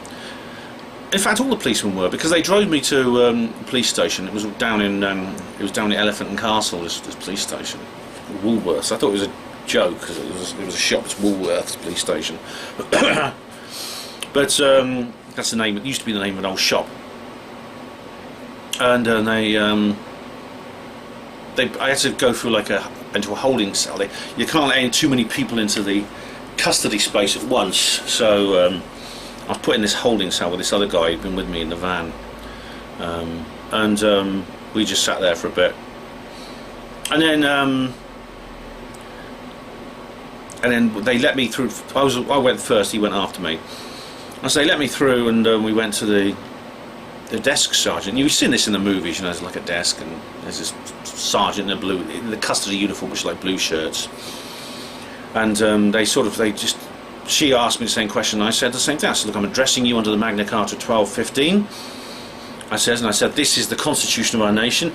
These are constitutional articles. They are not statutes of Parliament. They cannot be repealed by statute of Parliament. They can only be amended in the Constitutional Congress. In accordance with that, under my rights under those documents, under the Bill of Rights." And again, I was thinking, what did Alf Burgess say? And these other people, John Harris, the anti-terrorist. It was all going through my head. I was trying to plunder my memory for these things I'd studied over the years. And she said, "You're not Freeman on the land, are you?" And I said, "Oh, well, not exactly, but you know, congratulations for knowing about it." And she went like that. So then they had to turn. Well, they already emptied my pockets back at the scene, and so I had to have another search. And because I was wearing my work trousers, and because they're so full of pockets, I had to take them off and put these on. Yeah, they gave me these. I had to wear these all the time I was in custody. I wore these sort of jogging bottoms, and the reason I've got them is because when I left, when I was finally set free, they gave them to me. Well, they said, "Look, you can take these if you keep them if you want, because we just throw them away." And I said, don't you wash them and use them again? She said, no, we just use them once and we throw them away. Well, take them if you want, keep it. And I said, okay. So I don't know if they're any use to me. They've got no pockets, but they may be of some use to me. But anyway, then so I had to put that on, and then they asked me all sorts of questions about my health. I mean, they obviously just the custody staff are just there to make sure I'm all right. They're not investigating or anything. I mean, when I told them that I'm not going to answer any of their questions or anything like that, they just shrugged. They weren't nasty about it. They just shrugged. I mean, there's loads of other people in there like kicking up stink. Like there was someone on the other side on the far desk who was like shouting and yelling, and he was in handcuffs behind his back, and these two coppers were like holding his arms, holding him steady, So I think this desk sergeant I spoke to was a bit relieved to have someone sort of reasonable and calm and polite to deal with. And she was a nice lady, like I said, nice lady. And so is there anything we can get you? She was like, I'm hot and I'm thirsty. And they immediately went and got me a glass of water, and they made me a nice cup of tea as well. And this was really, really nice. And they took me to a cell. Now, it's exactly like you see in the movies. You go through this door and there's this long row with these big reinforced doors on one side. And I went in there and they shut the door. They checked I was all right again. Asked me, they asked me all kinds of questions. Any allergies, any food allergies, and you taking any medication? And I mean, like, this is how Mrs. B got out, because she originally, truthfully, said she was taking medication for an illness. And so she managed to get out that way. I told them no, I've got no problems like that, and they said okay. So I went into the cell, and the cell is it's quite. I mean, this is the first time I've been arrested, so it's new to me. You've not been in the police cell before. They kind of have the one I was in. I mean, I don't know if it's the same in every cop shop, but the one I was in had the atmosphere of a Victorian public lavatory. The walls were these like glazed tiles with lots of thick grouting in between them and cement. There was a window made of like pebble sections, which you couldn't see anything out of it, and there's no view, but it lets sunlight in. There's like a toilet, which is just like a plain metal toilet like you get in railway stations. No toilet paper or hand wash or anything. But they did say they'd provide those things for me if I wanted them, if I needed to do a number two, so to speak. And there's like a small wall between the toilet and the rest of the cell, so you have a little bit of privacy. At least your lower half has a bit of privacy, because I mean there's a big CCTV camera behind there's a high ceiling on one side, and there's like a fisheye lens mirror, no, fisheye mirror, one of those blind corner mirrors on the other, so people can see the whole cell. And I mean, every hour or so, someone would come by. They'd open like a little hatchway, a little window bar thing in the doorway. They'd open up and say, "You all right?" I said, "Yeah," and they'd shut it again. So every so often, someone would come around and check I was all right. There's a bed which is just like a bench which is built into the wall, and it has a foam mattress on it, just foam rubber mattress and little pillow, which is actually quite comfortable. And this might surprise you, considering the circumstances I was in. The stressful, inevitably a stressful situation. I went to sleep and I slept quite well. I slept for a couple of hours actually at one point. I mean, every so often someone would open they dim the lights as soon as they dimmed the lights when they said, "Do you want us to dim the lights if you want to sleep?" I said, "Yeah." And then every so often someone would come around and open the door, and it woke me up a little bit, but they said, "Oh, you're all right." And they didn't say, when they saw I was asleep, that was at the end, but I slept pretty well. They let me keep my little jacket so I could keep myself warm, and they offered me a blanket if I needed it. But actually the inside of the cell is actually very comfortable. It's maintained at a steady temperature, and I think it made me appreciate the freedoms and the rights that we as a people have won. Because of course in many countries of the world, I mean, for example, if the Chinese tanks invade Hong Kong and they arrest the protesters, the black umbrella people in Hong Kong right now, they're not going to be afforded the same respectful treatment that I was. So this really makes me, I think my experience of being in police custody really makes me appreciate the freedoms we have. And that's how, and to make me even more concerned that they are being taken away from us. That they are being taken away. They really are. Several times people came around, I was asked several times again for my details. They would sometimes ask me through the door. At one point the police inspector actually came in and he says, look, I'm a busy man. He says, you're holding up a cell here. I'm looking after 2 police stations here. He said, Cockney guy, you know, Cockney smart. All you just, look, this is just all we need. The only reason you're here is because we don't know who you are. Now if you tell us who you are, we'll let you go. We just need somewhere to find you. And we didn't know where you live, mate, you know, stuff. And I sympathised with him, I did. I sympathised with his condition, with his plight. I don't believe he's a bad guy. I don't believe he was... It certainly... I mean, I'll come to this at the end, but there was obviously there was trouble. There was violent disorder there, and I mean, I stuck with my line. I said, look, there are certain inalienable rights that need to be asserted under the Magna Carta, and I choose to assert them. And it's true. I mean, it would have been a quick in and out for me if I mean, the actual Simon, the arresting officer, said, look, this will be all you have to do is tell the desk sergeant it'll be a quick in and out. He tried to persuade me several times to change my position. When we got to when he arrested me, he said, look, I'll de-arrest you if you simply... He warned me first, and then he asked me several times, and that only then did he arrest me. So he gave me numerous opportunities to back out. He said, I'll de-arrest you. When we went to the place where I met the other officers, and I was lecturing them on the New World Order while I was in handcuffs, he said, look, I'll de-arrest you right now if you just all you need to do is give me your particulars. And I stuck by my guns. When we got to the police station, he says, if you tell the desk sergeant your particulars, it'll be a quick in and out. We don't want to keep you. This Saturday night we're going to need these cells. You know, if we don't have it, we just need your details when we do the investigation. And I stuck by my position. Now, what happened in the end was they identified me. I don't know how much I want to say about this because it involves somebody else. It involves my brother, actually. But they came to me at one point and they said, they woke me up about 3:30 in the morning. I should point out first of all, I'll go back a little bit, I'll backtrack. They took my fingerprints and a DNA specimen, also the photograph. Now, I did say when I was arrested, indeed the anti-terrorist says this, you will have the right to withhold your particulars. Don't resist arrest, cooperate. So I did. I said this to the desk sergeant. I'm a peaceful man. I will come peacefully. I will not resist arrest. I will willingly offer you my fingerprints and indeed any other biometric data, including a non-invasive DNA specimen. That means I'm not having them sticking needles in me. As it turns out, they didn't have to do that. So they took my fingerprints, and now it's changed from the old days. You don't have to stick your finger on ink anymore. It's all electronic. There's an electronic scanner. You just put your fingers on your hand on this scanner, and it scans it.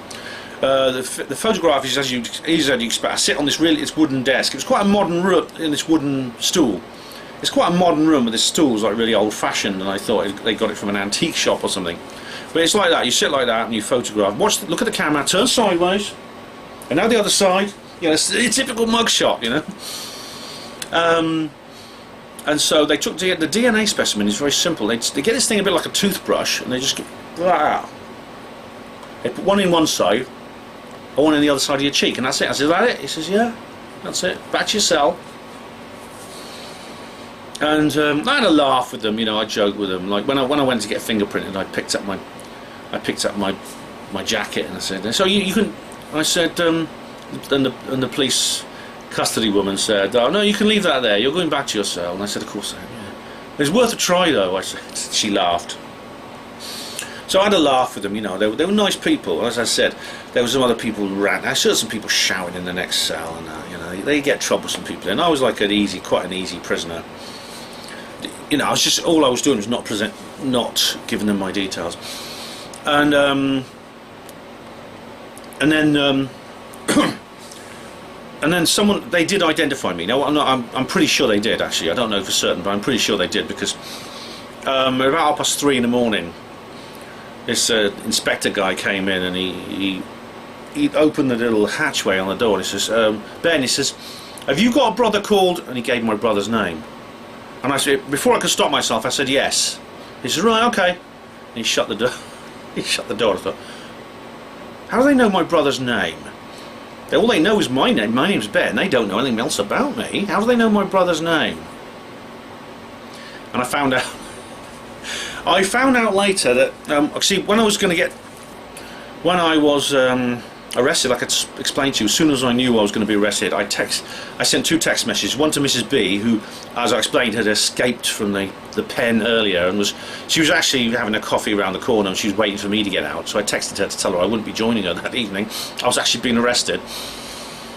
And I also sent a text to my daughter just to say, look, I'm being nicked. Could you tell my brother? Don't worry, I'm okay. I'm being arrested. At the Brexit protest. Now what happened was, as soon as my brother learned about this, he immediately phoned up Metropolitan Police, and he was really worried about me, bless him, my younger brother, and he was calling him out, and he told him everything about me. He said, look, Ben's a nice guy, he's perfectly harmless, don't worry, but he has very strong beliefs, and he's a very willful person. And he can be quite stubborn over his beliefs, but you know, he's perfectly harmless. He won't do any trouble. He won't cause any trouble. And they say, well, can you give me his full? And they say, oh yeah, here he is. This is his full name. This is where he lives, and stuff like that. And also, I didn't realise this actually till I got home and I checked. But when I handed over my belongings to them, it did include, perhaps for security reasons, I won't go into details here, but it did include a facsimile of some photo ID, which had my photograph and my name and address on it. So they worked out who I was from that. Now, and I sat there thinking, how do they know my brother's name? How do they know my brother's name?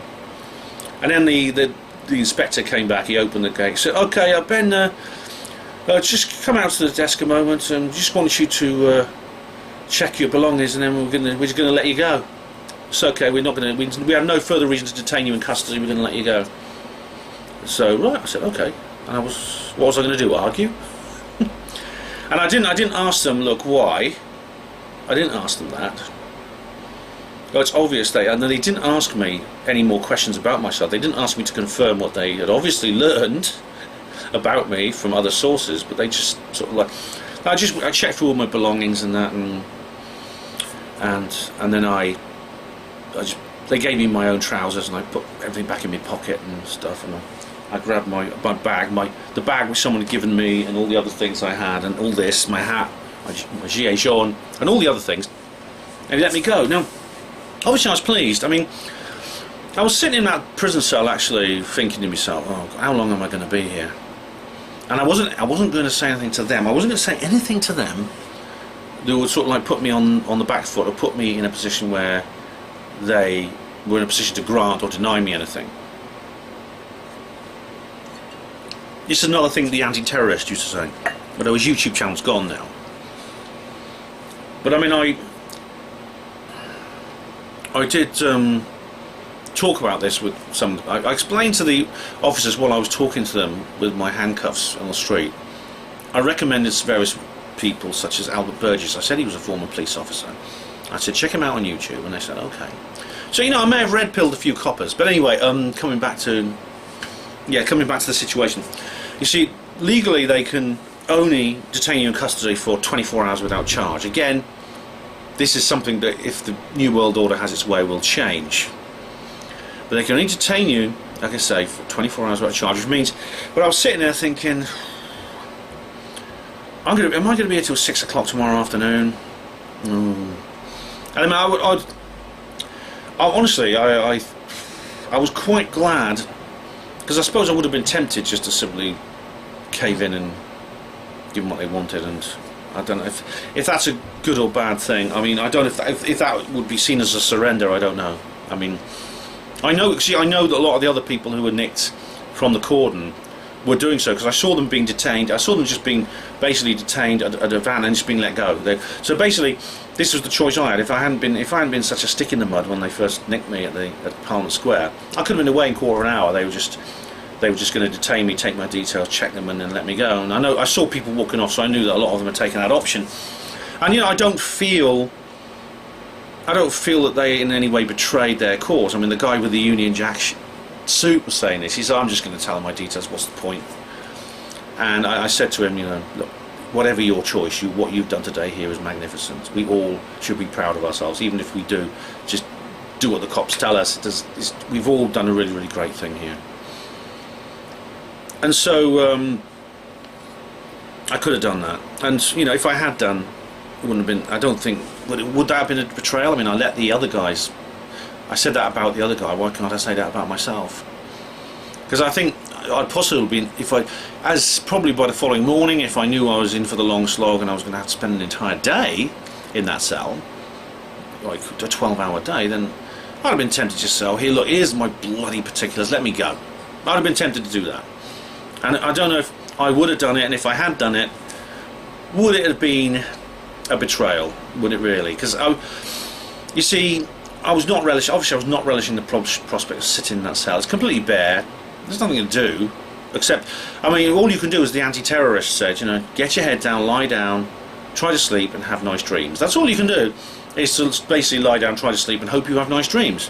That's the only thing you can do. I mean, I am lucky in that respect, in that I am a very good daydreamer. I can daydream very, very proficiently. I've been doing it my whole life, and I got into a lot of trouble for it at school, I can tell you, when I was a kid.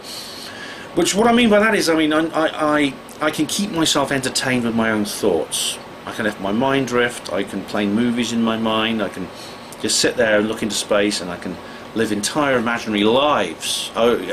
It's like a virtual reality I have this ability. I know not everyone has that ability. There are some people who can't do that, and I feel sorry for those people who are stuck in police custody, because a day like that can be 100 hours, it can feel 100 hours long and there's nothing to do. Boredom, is terrible. And I was thinking to myself, and I was sitting there I was thinking to myself, what, by tomorrow, if I'm still in there and they don't let me go, which is a perfect possibility if I refuse to identify myself and they can't identify me, what hill am I dying on here? As I said, I think everyone who turned up at that protest, with the exception of the people who caused trouble, did a great service to the Brexit cause. And I think that no one could take that away from me. So I think possibly, I may have just agreed to cooperate. And I hope, if that had happened, I hope you wouldn't think any the worse of me for it. Because, as I said, I think if it had been in other contexts where my resistance would have been possibly more meaningful, I would not have cooperated.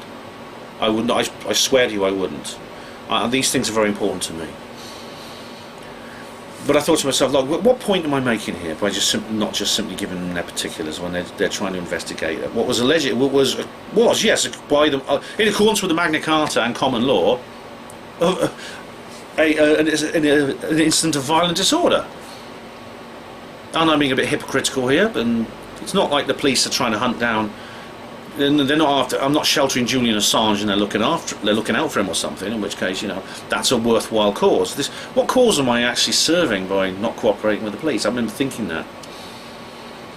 And I mean, if anyone thinks the worst, all I can do is say, when you're locked in a police cell, maybe you see things differently to when you're not. And the prospect of spending another 18 hours in that cell wasn't very nice. So through the night, I sort of slept and I dreamed a bit, but I was thinking that through the night.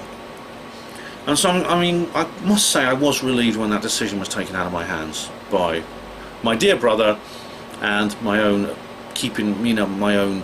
Possibly I shouldn't have had that identity card and that identity document on me, this facsimile document I had. So they let me go. I should point out, actually, they fed me. I had I had a cup of tea, like I said, and they brought me glasses of water. They brought me 2 cups of tea, actually. And they brought me another cup of tea later on, and some food. You get fed when you're in your cell. It's like a hotel. Except the decor is not very nice, and you can't just check out when you want. You have to check out when management tells you to check out. But they brought me a microwave chili with rice, which was not bad actually. The only problem was they don't give you any cutlery to eat it with, because of course these can be used as weapons to harm yourself or others, and you are in police custody. You know, they're responsible for you. So the only thing you get to eat with is like this cardboard thing which you fold, and then it's like a scoop. It's like a little cardboard spoon. But it was nice. It was very nice. The police inspector says, sorry about the food, I know it's awful. And I said, it weren't that bad, I've eaten worse. You know, hospital canteen, you know. So they did feed me. They let me go then at about 4 AM. You saw that video where they just let me out, and it was 4 AM. And they told me a lot of crap. Oh, it's easy to get up back. I mean, I don't know if they knew this, or they were winding me up, or whether they were genuinely mistaken, but they said, oh, just get out, just walk along there to the tube and get the tube.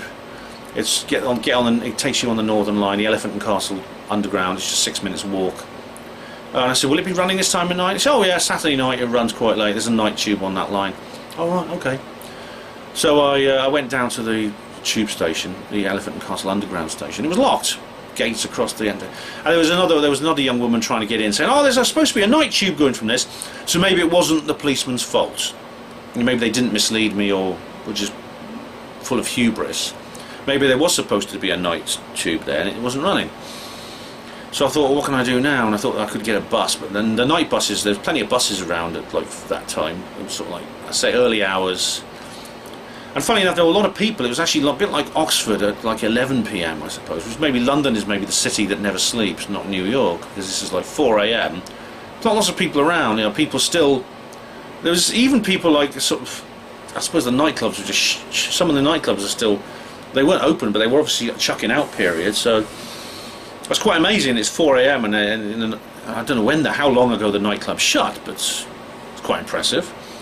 In Oxford, they shut about 2 AM, I think. I haven't been to a nightclub for years, but I thought, how am I going to get home? So I thought I could get a bus, but the bus system in bloody London is Byzantine. And I could have got a cab, which I had money for the cab, but it would probably cost God knows how much. And the policeman also said something else ridiculous. He said, oh, it's only half an hour's walk to Victoria Station from here, to going back to Oxford. And I thought, from here? Where? I mean, didn't know London very well, but they said Elephant and Castle. I thought, I know where that is. And I thought, that sounded a little bit optimistic, and indeed it was. Although I might have gone a roundabout route, because I don't know London as well as these policemen. Maybe there's a more direct route. But I walked up towards London Bridge and crossed over there, and then walked through the city, along Fleet Street, past St Paul's, along the Strand, and to Trafalgar Square, then down Victoria Street. So I mean, I know London well enough to know these ways. And they also have little maps on the bus shelters and things, so I could guide myself. And it was like, I felt a bit annoyed. Oh God, I've got to walk all this way at this time in the morning. I need to get home. I want to sleep. Well, I mean, I slept in the cell, like I said, but I want to go back to bed, and I've got to work tomorrow. So I got there, and I got the coach. I eventually got the coach, which would have been. I didn't actually look at my clock or watch or anything like that, but it would have been about 5:30. It was just a little bit of vague light in the sky. It wasn't dawn, but it was a vague light in the sky. And I slept. I went to sleep on the coach, and I woke up and it was light, and I was home. And so I immediately texted Mrs. B. I texted my brother. I texted my daughter, and I just said, "Look, I'm okay. I'm free." I mean, I texted Mrs. B earlier actually when I first got to the coach stop. I texted the others because I knew they'd be in bed, but I know Mrs. B is a bit of a night owl. But I texted them all and I said, "Look, I'm okay. I'm heading for home." And they're not gonna. I mean, they will not charge me. They have, of course, they can still. They have my details now. They can charge me, but they will not. The reason they will not is because, as you've just seen, I committed no offence. So if any charges are laid on me as a result of this incident, then it's due to fabricated evidence. But it's unlikely that's going to happen. Not least because I have my own independent evidence that it didn't happen. That's extremely unlikely. But they're not going to charge me. I think if they had real concern that that I had committed if I actually had caused violent disorder, then I would be in front of the Sunday magistrates right now and not here at home. Indeed, I think some of the people I with in that cordon are doing that right now. So obviously they would have held on to me if they had distinct suspicion that I had committed an offence. So I mean, I was surprised how calm I was for all this. I was trying, I'd laugh and I had a joke with the coppers, and they were nice people. And it's that kind of strange calm that comes over you in a stressful situation. Indeed, it happened during the Trump protest when those people were attacking me. When you know you're fighting, and it's stressful, but you know you're fighting on the side of good. You know you're fighting on the side of the angels, so to speak. You see, this guy Simon, this arresting officer, this police constable who arrested me. You know, when I was changing into my trousers, he was there in the room with me. He turned his back because, for polite sake, he couldn't leave me alone. So I changed out of my trousers into these. And while I was doing this, he's saying, I said, Ben, I mean, it's too late now. I said, but if you tell them what they want, you know, they'll let you go. But you say that you won't be bailed if we do charge you and you don't give your details, you won't be bailed, and things like that. And he said, I don't want that to happen to you, because he says, I know you. I can tell you're a good guy. And he sounded genuine. He really sounded genuine. And I do open out to people who sound genuine. I know that some of the Freeman Land people, oh, just say nothing to the police. Tell them to, if you're on your own property, tell them to bugger off and things like this. And if you with them, just say, you know, act like very hostile and things. I don't. If people open up to me, I open up to them. I don't. I'm wary of the traps where they guide you into giving information. Like I was talking to this copper about. He said, Ben, that's your name, is it? How do you spell your surname again? And he was obviously trying to trap me. He was trying to trick me and say, oh yeah, I don't. So I'd spell it out before I realised I was giving out the name. And I just said, no, I'm not giving you my name. But so this guy Simon sounded decent. He was. This guy Simon, he genuinely said, look, I think you're a good guy and I don't want to see you get into trouble. I really don't. And when we were, in fact, when he said goodbye to me, when he put me in the cell, he shook my hand and he said, good luck, Ben. He said, good luck. But he said to me, I don't want to see you get into trouble. And I said to him, Simon, I says, this is a country under foreign occupation. He said, good guys are going to get into trouble. Can't be avoided. So, he was a good guy. He was a nice chap, and all the police officers I dealt with actually were very reasonable, and they were likeable people. They were friendly. You treat them respectfully. They were respectful to me. I was respectful and calm and polite the whole time. And like I said, what hill was I dying on? Could have realised. I mean, I thought it's. The things I said when I was there at Parliament Square still stand. The police tactic, this police method that they use now, is provocative. It's kettling. It is, I think, counterproductive. I think it is very labour intensive. I mean, you think about it. How many police officers had to actually surround us in this cordon? I mean, on the small cordon we had like about 40 square feet. There must have been 200 officers there, you know, like a couple of dozen all the way around us, and then more processing us for arrest. And the guy, as you heard, with the Union Jack suit was saying, "Is it 40 people who are just sitting here doing nothing, and they've got all these officers here to keep us in. It's not exactly labour intensive. Are they not doing something else?" And indeed, you could say that for the entire operation, because we were immediately put in this cordon. Really, as soon as the event started, as you saw, because the Ramonas were on the far side of the square. I mean, maybe it was a mistake to put us so close together. I mean, I did enjoy the fact we were so close together. But and obviously, like, the thing about it is, like, obviously we were boisterous and we were taunting them. And I am angry with those people. I didn't say some of the things that some of the contingent on our side was saying to the Ramonas. I would not chant along with them. However, probably the rudest thing we said to them, we had some of them quite witty, you know, stick your flag with stars on up your ass. I mean, that's rude. It's quite witty. Probably the rudest thing we said to them, which I did sort of repeat, was never trust a lefty with your kids. because that is rude and it's accusatory, and I don't disavow that. Now, in saying never trust a lefty with your kids, I'm not saying that everyone who is left-wing is a child abuser. Absolutely not. I'm sure there are plenty of left-wing people who abhor child abuse. By never trust a lefty with your kids, I mean, and I think most of the people chanting it meant, that left-wing ideology has some extremely unhealthy and sinister attitudes towards children. It's in terms of its education, in terms of the educational field especially. When it comes to children and sex, I think there are some extremely pernicious ideas going around in left-wing educational theory, and that is something I'm very concerned about, and I've talked about that on other videos. So that's what I mean when I chant never trust a lefty with your kids. I corroborate that.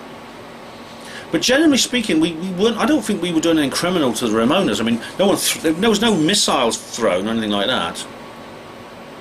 We just like, well, mostly we were the ones doing most of the yelling. Because, like I said, they didn't really say anything back. They held up stupid signs like "This is how fascism starts," which is ironic, and this goes for a lot of their slogans and their ideas.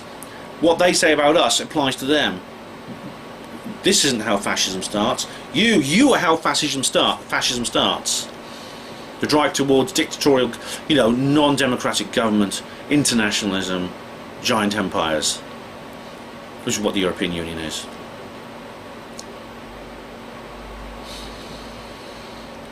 And I got to say, as time wore on through the night, I think what I said about, the police method stands. What they do is, this way they controlled us was provocative. It was provocative. It was keeping people in a cordon, not letting them out or in. They were letting a few people in, they weren't letting anyone out. Like the EU. I've made that joke already, haven't I? But keeping people in, and people who there's no toilet, there's no water, there's no food. It could be raining. It could be very cold. It could be very hot, and just keeping people trapped in here. In our case, in the larger cordon, it was like from 12 o'clock until 6 p.m.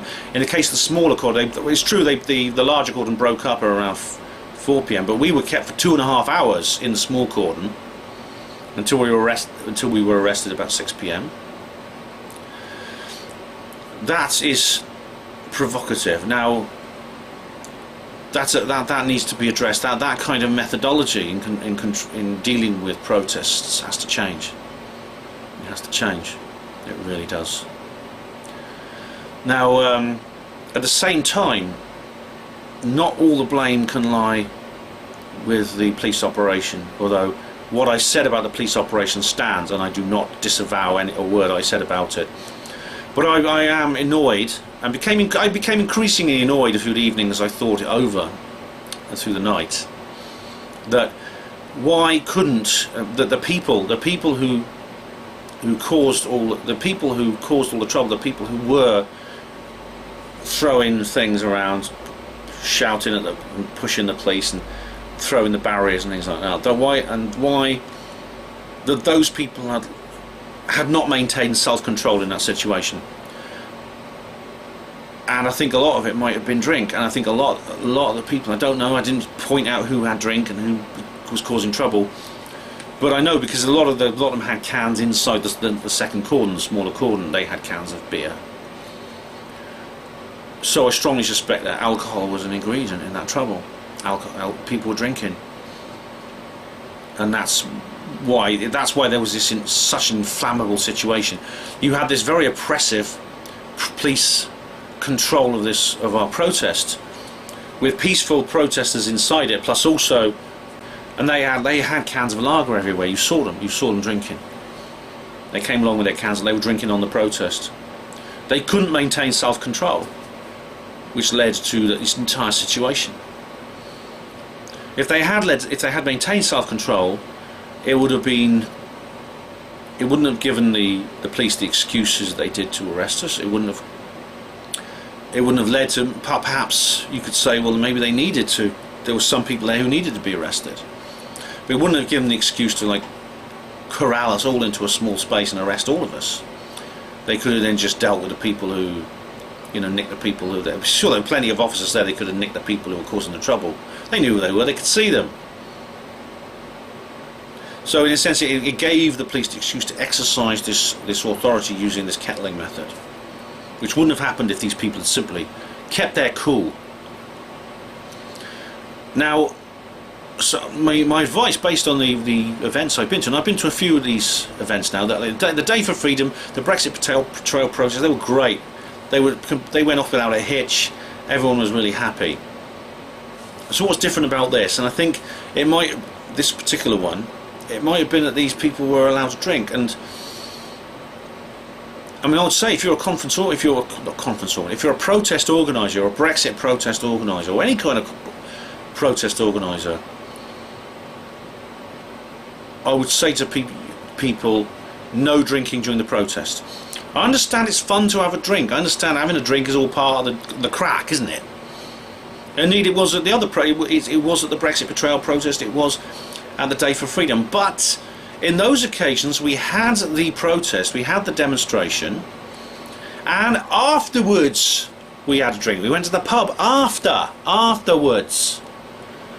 I mean, then you could, as far as I'm concerned, people can get as legless as newts. But if you're getting legless as newts in the middle of the protest, it leads to this kind of outcome. And so I wish that the people on our side had behaved differently. I wish they'd behaved differently. This is not to excuse the police and the police strategy. It's just to say that if they'd handled it better, if our side had handled it better, it would have a different outcome.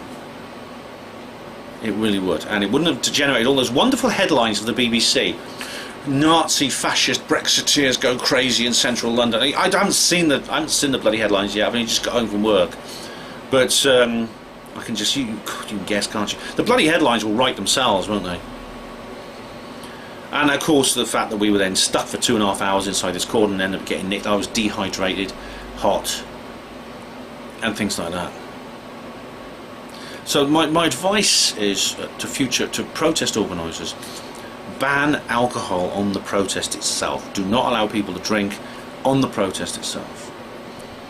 Afterwards we can then go to the pub and we can down pint after pint without them touching the sides. If you want to have a bit of a punch up, then well, it's not a problem, because it's not during the protest. It's less serious if it's not during the protest, because then the Brexit name, the Brexit brand, so to speak, is not tarnished with it.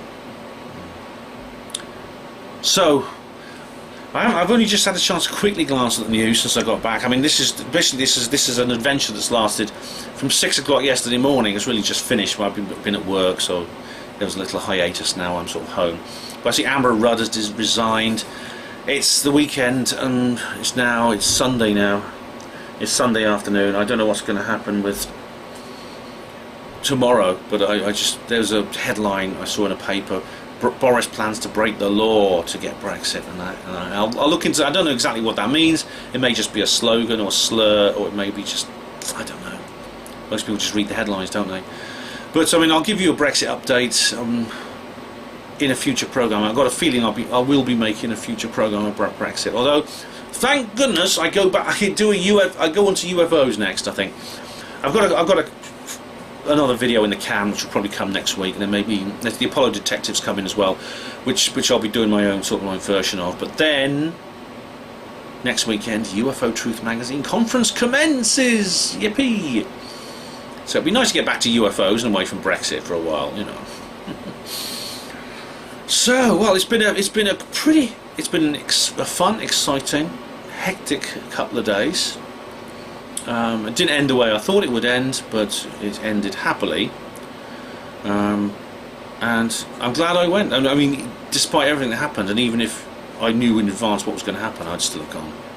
I still think that we who went to peacefully and protest in a dignified, lawful, peaceful manner achieved an awful lot for the Brexit cause by attending there It's a shame. I don't know that there was other people. There was other pockets of protesters. I don't know exactly how many people were there. It wasn't as big as the Brexit betrayal rally, but I still think we did some good. I'm glad I went. So thank you everyone for watching Herpanwo TV. Hospital Porters, Pride and Dignity. Stop the New World Order.